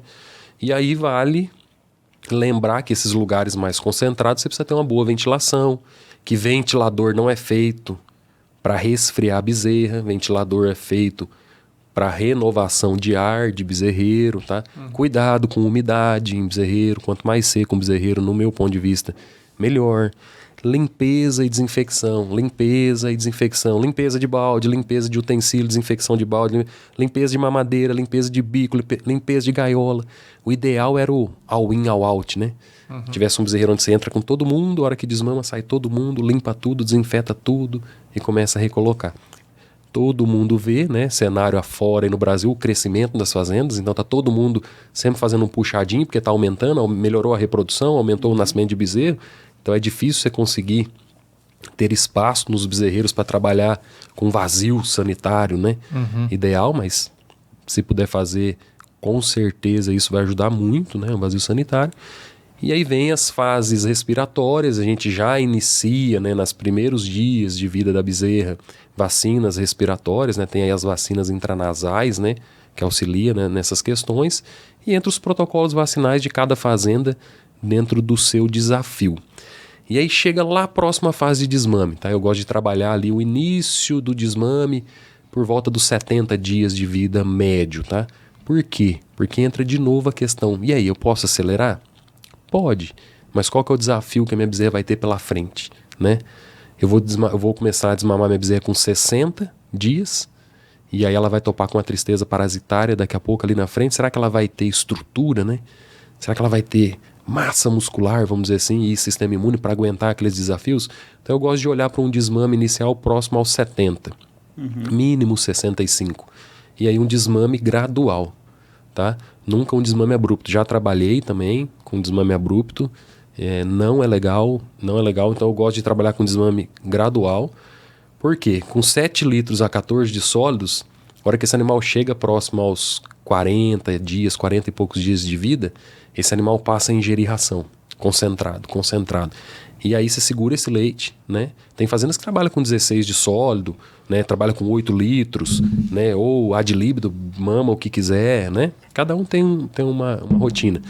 Só que o ideal é que essa bezerra chegue próximo aos 40, ela comece a aumentar a ingestão de concentrado, que é o que vai fazer papila ruminal, que é o que vai fazer esse animal se tornar ruminante mais rápido, e consiga ter esse desmame, né, gradual. Você sai de 7 para 6. Então, geralmente, nós saímos de 7, nossa indicação sai de 7 litros, vem para 6, trabalha 5 dias com 6 litros, sai de 6, vem para 5, 3 dias, de 5 para 4, 3 dias, de 4 para 3. Aí, quando chega em 3, para não ter essa questão das duas, né? Porque 6 é 3 e 3, né? 5 é 2,5, 2,5 e tal. Para não ter as duas mamadas, aí eu costumo dizer, olha, chegou em 3 litros, faz só uma mamada de manhã, no período da manhã. E aí essa mamada de 3 litros, geralmente eu seguro uns 7 dias. Fica 7 dias só de manhã, mamando 3 litros, ela vai perdendo um pouco aí dessa questão da mamada, né? Do reflexo de mamada. Esse animal já está mais adaptado com essa ingestão de ração, esse animal já aumentou esse consumo de concentrados. Se você pesar os concentrados, né, nós fizemos trabalhos assim, acompanhando esse consumo, até 40 dias de vida nós fizemos lá, né, tipo assim, era poucos animais que comia muita coisa. E uma coisa engraçada é que em uma semana tem animal que sai de 300, 350 gramas, 400 gramas, vai para 1 quilo, 1 quilo e pouco de concentrado. Num intervalo pequeno. E aí começa a ter alguns riscos, né? Começa a ter alguns riscos. Às vezes a quantidade que esse animal comeu num intervalo muito curto, começa a vir alguns problemas aí de saúde, né? Gastrointestinal, vamos dizer assim. E aí entram outras recomendações, né? Então vamos passar, né? Até via a professora Sandra Gesteira, um abraço aí para a professora. Vamos começar a colocar um pouquinho de feno, né? Na dieta dessas bezerras, né? O famoso punhadinho, né? Famoso punhadinho. Então, no caso aí dos padrões ouros aí da alta cria, tem todas essas indicações lá. E aí esse feno muito mais pensando numa saúde de rumen, né? Na saúde desse animal, do que até em questão de ganho de peso. Nós sabemos que se ela começar a comer muito feno, ele vai criar musculatura de rumen, né? Vamos dizer assim, e não papila ruminal. E nós queremos essa outra questão. E aí vem esse desmame. Desmame gradual, como eu comentei, desmamou. Geralmente, quando desmama, eu ainda seguro aquele animal naquele ambiente por mais uma semana. Tá? Claro, isso tudo é se tiver esse espaço. Né? Nós sabemos que isso aí vai muito jogo de cintura. Às vezes você monta um protocolo desse bem estruturado, bem elaborado, e quem está nascendo lá está fazendo a pressão em quem... E você tem que passar isso para frente. Então, às vezes, você tem que mudar. Muda um pouco. Desce mais rápido, as bezerras estão super bem. Já desmamaram, não precisa ficar 5, 7 dias ali, fica 3 dias comendo a mesma dieta. O ideal, né, assim, só pra gente cravar alguns pontos eu preciso de um aleitamento que atende às necessidades, principalmente até os 40 dias de vida, que ela é totalmente dependente de leite. Depois, um concentrado de qualidade, lógico, água e concentrado desde o primeiro dia que ela foi ali pra gaiola, vamos dizer. Concentrado de qualidade, onde ela vai estimular esse ganho de peso. Desmame gradual e após esse desmame, de preferência, continuar comendo a mesma dieta que ela comia no bezerreiro por pelo menos uns 20 dias para fazer uma adaptação. É a maneira que eu gosto de trabalhar, tá? Fazer uma adaptação para depois entrar numa dieta total, por exemplo, né? Entrar silagem e tal. Então eu acho que quando o animal... São muitas mudanças que acontecem na vida desse animal em 90 dias, vamos dizer, concorda? 90 dias, tá? Nós estamos falando de um nascimento, nós estamos falando de cuidados que você está tendo de manipulação ali, de aleitamento, de doenças, né? Nós estamos falando que aí no meio disso tem mochação, tem protocolo vacinal, ok? Tem os protocolos sanitários, vamos dizer, né? E aí um desmame, né? E aí você imagina, se era criado muitas vezes individual, ou em coletivo, ou em 2, e passou para um coletivo de 4, 5, daqui a pouco você vai para um lote de 20, comendo uma comida diferente. Né? Então eu gosto de fazer isso o mais leve possível, tá? Para que nada aconteça muito de repente. Eu acho que esses de repente, desmama de uma vez. Aí já muda daquele lote que era 5 bezerras, vai para 20 bezerras de uma vez e come uma dieta que você nunca viu na vida. Não dá certo. Tá? Eu acho que isso mais leve encaixa melhor na rotina. Esse ponto aí que eu acho que ele frisou, eu acho que da parte aí de manter a mesma dieta que ela estava lá no abrigo individual dela, ou em dupla, que seja, por 20 dias, isso aí, as fazendas que eu vejo fazendo isso, eu vejo que tem minimizado um pouco esse estresse. Até porque ali, talvez está entrando, às vezes você aumenta só um pouquinho a inclusão de feno, né? Às vezes estava com 5%, 10% você põe para 20%. O feno você pode até deixar, tá? No meu ponto de vista, tá? Você pode até deixar ele num canto lá, uns fenos maiores à vontade, até para elas beliscar, morder. Isso aí não faz, nessa fase já não faz fazer diferença. Porque às vezes alguém assusta, vê, não, mas tá com muito concentrado, né? E assim, o cara já chega e soca a bezerra numa dieta com 90% de silagem, com 80%, e ela tá ali acostumada a comer concentrado e feno, ela dá uma freada. Porque a silagem vai encher ela tanto fisicamente e ela ainda não tá adaptada para distender. E esse eu acho que assim, claro, né? Colostragem, essas diarreias na fase do aleitamento, essa terceira fase do desaleitamento, principalmente, eu acho que ainda é um grande gargalo. Que a gente... Eu vejo bastante isso no dia a dia, sentindo sabe? demais. Você vai se você for nesse lotinho ali dos 3 a 4 meses, você vai ver que o animal dá uma queda gigante no ganho de peso. Um é a dieta, outro é a questão de você botar em grupo. Né? Ele está acostumado sozinho, vai ter que competir. E aí, logo em seguida também, né, se entra a parte das tristezas. Entra as tristezas. Eu acho que esse que é o gargalo, né? Tudo que a gente puder fazer, né, eu gosto de trabalhar com essa linha, tá? Aos poucos, né? As novidades vão surgindo aos poucos, tá? Então eu estava individual, agora eu fui para dupla, talvez. Ou, né, hoje a realidade, por exemplo, individual até 15, 20 dias, né, onde eu tive aqueles cuidados, né, da diarreia. Depois vão para coletivinhos de 5, ainda na fase de amamentação. Vai muito bem também. Depois de 5, vai para um coletivo em amamentação ainda de 20, tá? Que ela já vai se adaptando para esse pós-desmama, né, vamos dizer. E aí no pós-desmama vai para grupos aí de 20, 30 e depois entra num grupão grande aí de 100, 150, dependendo da realidade da fazenda, 200 animais, né? Vamos supor. Só que essa mudança, eu acho que principalmente na dieta, e o desafio que vai vir com a tristeza parasitária, principalmente em quem tem essa realidade de fazer com que o animal tenha a tristeza parasitária, né? E assim, é um negócio louco, né? Isso que eu vou falar agora, mas nós estamos aqui para eu acho que o grande negócio nosso é reaprender, né? Eu sempre fui muito amigo do carrapato, sabe? Eu sempre gostei muito, né, do carrapato. Por quê? Porque anaplasma e babese não tem vacina, né? Acho que esse que é o grande negócio, essa que é a grande verdade, né? Não tem vacina. E aí você tem a realidade de ter o carrapato. E aí o animal está em contato com o carrapato e pega a doença. E aí eu ficava com aquela coisa, não, então nós precisamos do quê? Que esse animal crie resistência. E aí entra nessa questão que você falou, os animais de 3 a 5 meses aí sofrendo com todas essas mudanças e ainda vindo o carrapato para causar a tristeza parasitária. E esse animal pedalando, literalmente ali naquela fase, né? Pedalando. E eu sempre gostei muito desse sentido, era a realidade que trabalhava, né? E muitos colegas às vezes falavam, cara, nós fechamos o rebanho e tal. Eu falava, esses caras é louco, bicho. Esses caras são loucos, esse negócio... Eu sempre olhei para anaplasma e babésia como uma bomba relógio, que alguma hora ela vai explodir, né? Conforme você atrasar, não aconteceu aqui na fase de bezerra, aconteceu na fase de novilha, o estrago vai ser pior lá na frente. Não aconteceu na fase de novilha, aconteceu na fase de vaca, esse estrago vai ser pior lá na frente. Só que eu comecei a reaprender algumas coisas, comecei a olhar para esse cenário, né? Nessas realidades das andanças que você comentou, para algumas outras coisas, e eu acho que vale a pena a gente começar a refletir e reaprender alguns pontos. Em que sentido?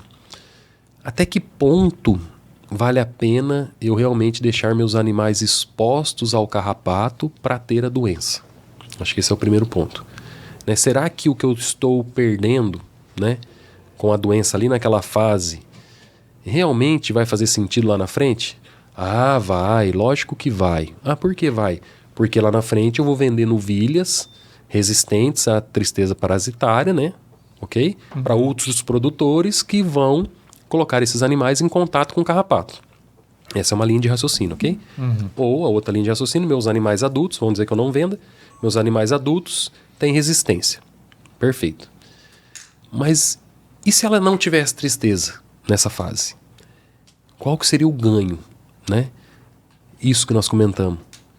Eu atendo fazendas que o gado é fechado hoje e não tem ninguém, literalmente ninguém, monitorando a recria. 100% lá todo dia, aquela coisa de canzil, de prender no canzil e termômetro, coisa que eu fiz muito na minha vida. Todo dia prende no canzil, passa termômetro, olha a mucosa, avalia hematócrito, roda, trata tristeza, faz transfusão, tal. Hoje tem fazendas que eu atendo que o cara passa lá na recria. Passa. Porque a recria é fechada. Ah, Sica, mas é uma bomba relógio, é uma bomba relógio. Nós estamos levando o problema para frente. Estamos levando o problema para frente. Mas talvez até em algum ponto só. Por que até em algum ponto só? Algumas realidades hoje, a pessoa tem no galpão de leite, vamos dizer assim, vacas adultas, tá? Multíparas adultas, que quando eram bezerras tiveram tristeza parasitária, ok? Até aí, beleza? E o anaplasma, quando o animal se infecta com o anaplasma, ele se torna persistentemente infectado, vamos dizer assim. Então não se sabe muito bem ainda quando o Lobão depois vai puxar minha orelha e falar qual é o período, que eu não lembro, tá? Mas esse animal mantém ainda uma imunidade, ou depois essa imunidade baixa lá pra frente, não me lembro qual que é o período certinho, mas esse anaplasma tá lá. E às vezes ele tá lá naquela vaca adulta e ele não é mais... Para aquela vaca ele não faz mal, vamos dizer assim. E aí tem uma primípara, agora no rebanho, ok? Que já foi criada no sistema fechado, que não tem resistência ao anaplasma. E aí o famoso Bastião, né, vai com a agulha e com a seringa, aplica uma prostaglandina lá numa multípara, e vamos dizer assim, né, para ilustrar, acerta o anaplasma lá, e vai com a mesma agulha e acerta na primípara. E ele introduz a doença na primípara. E essa primípara, vaca no leite, produzindo leite, desafio, a chance de ir a óbito é altíssima. Então tem-se esse medo. Mas quantos por cento desses animais na fase adulta nós vamos perder? Isso eu estou fazendo como pergunta na minha cabeça, para eu reaprender, reflexão. Tá? Reflexão, tá? Quantos por cento dos animais nós vamos perder? Ou, e se daqui a pouco nós não tivermos mais essas multíparas que têm esse anaplasma circulante na propriedade? Né? Isso é o nosso trabalho, eu tenho batido muito em cima disso, de troca de agulha, coisa individual, tal. E se a gente fizer um trabalho, né, para não ter esse problema iatrogênico, vamos dizer assim, em cima, pesado, para a gente não ter fecha o rebanho, literalmente, diminui o contato com mosca. Nós temos desafio de mosca, de carrapato. Carrapato isolou, fechou, legal. Tem mosca ainda. Vamos fazer um trabalho de controle de mosca. Vamos fazer um trabalho de conscientização nos colaboradores com troca de agulha, com troca de seringa, né? Essas questões. Será que não é por esse lado? Eu tô me reperguntando. Sim. Tá? De algo que eu sempre acreditei, e eu acho que vale a pena deixar bem claro na questão do reaprender, né? Até que ponto? Porque assim, você tem que ter uma equipe. Eu sei o que é isso, cara. É pesado. Você tem que ter uma equipe lá, todo dia naquelas bezerras, aferindo temperatura. Fazenda grande, então, isso é mais desafiador ainda. Em cima, porque o vizinho que vai comprar a novilha, muitas vezes ele tem que comprar a novilha que teve contato com a tristeza. O vizinho que fecha as dele também. Será que nós não estamos nesse caminho? E todo mundo se tornar mais produtivo? Sim. Será que uma fazenda hoje que está produzindo 42, 44 quilos de média, vamos dizer, será que ela não poderia estar produzindo 48? Se aqueles animais fossem sido criados fechados ou sem ter a tristeza? Porque eu não sei qual que é o impacto na vida adulta ou produtiva de um animal que teve tristeza na fase jovem. É o que você comentou, ainda não tem esse estudo, né? Que mostrou essa perda. A gente sabe que vai ter, né? Mas qual que é o impacto dela? Né? E se às vezes era melhor ela não ter essa tristeza aí e você botar na conta que você vai perder alguns animais de vez em quando. Alguns animais na fase adulta. Assim, nós não estamos falando... Eu não coloquei nada aqui de custo de tratamento de uma bezerra, que se a gente colocar aqui, né? Custo de tratamento de bezerra, mão de obra para fazer aquela rotina, tal, comparado com algum animal adulto, eu gostaria de olhar e entender mais esse número a fundo, sabe? Colocar na balança. Sim. Compensa eu tratar 100% das minhas bezerras, ter equipe lá, né? Em cima, todo dia, e eu vou ter perda, porque assim, a mortalidade nesse caso, quando é bem acompanhada, a mortalidade é baixa, mas a morbidade é altíssima. Os tratamentos e tal. Claro que hoje já tem os tratamentos direcionados, né? Vou tratar só nesse ponto ou naquele. Ou eu saio dessa parte, né? e acabo perdendo algum animal adulto aqui, mas talvez até algum ponto. Pode ser que daqui a pouco a fazenda vire a chave e agora todos os animais adultos que estão em lactação nunca tiveram um anaplasma, por exemplo. Né? Eu gostaria de olhar isso para o futuro. Né? As fazendas que já fecharam esse rebanho há mais tempo, né? O que vai acontecer daqui 5, 10 anos? Porque eu tenho visto hoje aí propriedades, por exemplo, teve uma propriedade que eu até comentei, né? Cheguei, andei, tal, dei uma volta. E aí eles estavam tirando uma média X, eu falei, cara, esse rebanho é para 45 de média.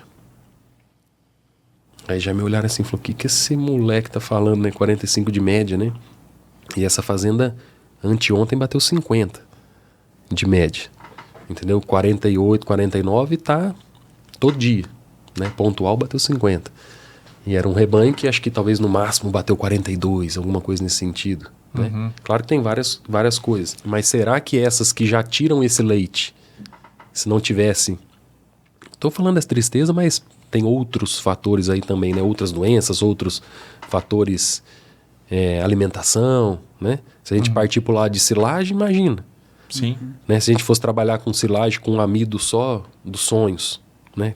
Quanto que seria essas produtividades? Porque antigamente se falava isso, uma fazenda de 40 de média. Era só Estados Unidos, né? Ninguém acreditava muito nisso, não. 45 de média, vocês estão loucos. Hoje é uma realidade no Brasil, né? Hoje é uma realidade. Mas há quantos anos nós demoramos para chegar nesse ponto? Né? Eu acho que é o reaprender. Né? O reaprender. Será que o que nós estamos fazendo hoje é aquilo que você falou, é o que vai nos levar daqui tantos anos? Ou nós temos que começar a reaprender algumas coisas agora, já? Sim. Ontem. Para que daqui a pouco, essa semana eu recebi uma foto de um rebanho de 300 vacas em lactação com 59 de média. É leite. O que esses caras estão fazendo? Eu vi. O que eles estão... Você recebeu essa foto? Acho que é do Tom Holden, lá não sei, é lá no sul. 59 de média. É ambiente? É comida? É genética? É tudo junto, equipe, né? É pessoas? É tudo junto? Acho que tem bastante coisa aí pra gente reaprender. Show de bola, meu amigo. Bom demais. Deu bastante papo aí. Deixar aqui o nosso agradecimento. Acho que foi um aprendizado. E vamos querer esticar esse prazo aí, uma outra oportunidade, cara, pra você vir aqui pra gente conversar mais, assim, bacana demais, muita informação boa, né? E prática, da forma aplicável. que a gente gosta, descontraída, né? Bom demais. Eu que agradeço, obrigado pela oportunidade, né? Sempre um prazer a gente poder bater um papo, né? Vamos deixar assim pra ficar um negócio mais leve, né? Pra não ficar um negócio muito pesado, né? E contem comigo, o que precisarem aí, a WS Vet, treinamento e desenvolvimento tá aí para ajudar e aprender e a levar um pouquinho do nosso conhecimento e do nosso bate-papo. E acredite, não contei mentira não, né? É só verdade. É isso aí. Mas agradeço a oportunidade, brigadão e contem comigo aí. Pessoal, e eu acho que esse tipo de conhecimento, que é o extra livro, né, o extra artigo, eu acho que a gente tenta sempre aqui, Sica, mesclar um pouco, né, de quem a gente convida. Tanto a turma que está na ponta da pesquisa, que está deslumbrando novos caminhos, como quem está aplicando, quem tem essa vivência. Eu acho que tudo soma, né? Tudo soma, cada experiência traz um novo olhar nesse prisma aí que é a pecuária de leite, que não tem receita de bolo, mas sim buscar visões e também até construir a própria visão, baseado num pouco que as pessoas que estão lidando mais estão mexendo, e também você estudando e correndo atrás. É um processo aí de construção contínua. Eu acho que a ideia nossa do podcast é essa. A gente aprende junto, né, William? Com certeza. Tem o privilégio de se atualizar junto com o convidado. Sim. E, pessoal, fica aí... O Sica tem as redes sociais dele. Eu não sei se tem diretamente a da empresa ou é a mesma. Não, é a sicalex.vet. Sica com S. Sica com S, sicalex.vet. E a AWS está junto aí. Né? Era um sonho, né? Eu acho que não importa se é grande ou pequeno, para começar tem que começar com um sonho, né? E hoje aí vem se tornando realidade, né? E agradeço demais a oportunidade aí de vocês e contem comigo. Show de bola, pessoal. Então, fiquem com Deus aí. Um grande abraço. Passo aí a palavra para o William. Pessoal, grande abraço, tá? Compartilhe aí esse episódio com seus conhecidos, com a turma aí. Vamos divulgar informação boa e até o próximo episódio. Valeu, um abraço. Esse episódio é um oferecimento de Fileo Baile Safri, ciência para melhorar a saúde e performance dos animais. IFS, energia que abastece o bem.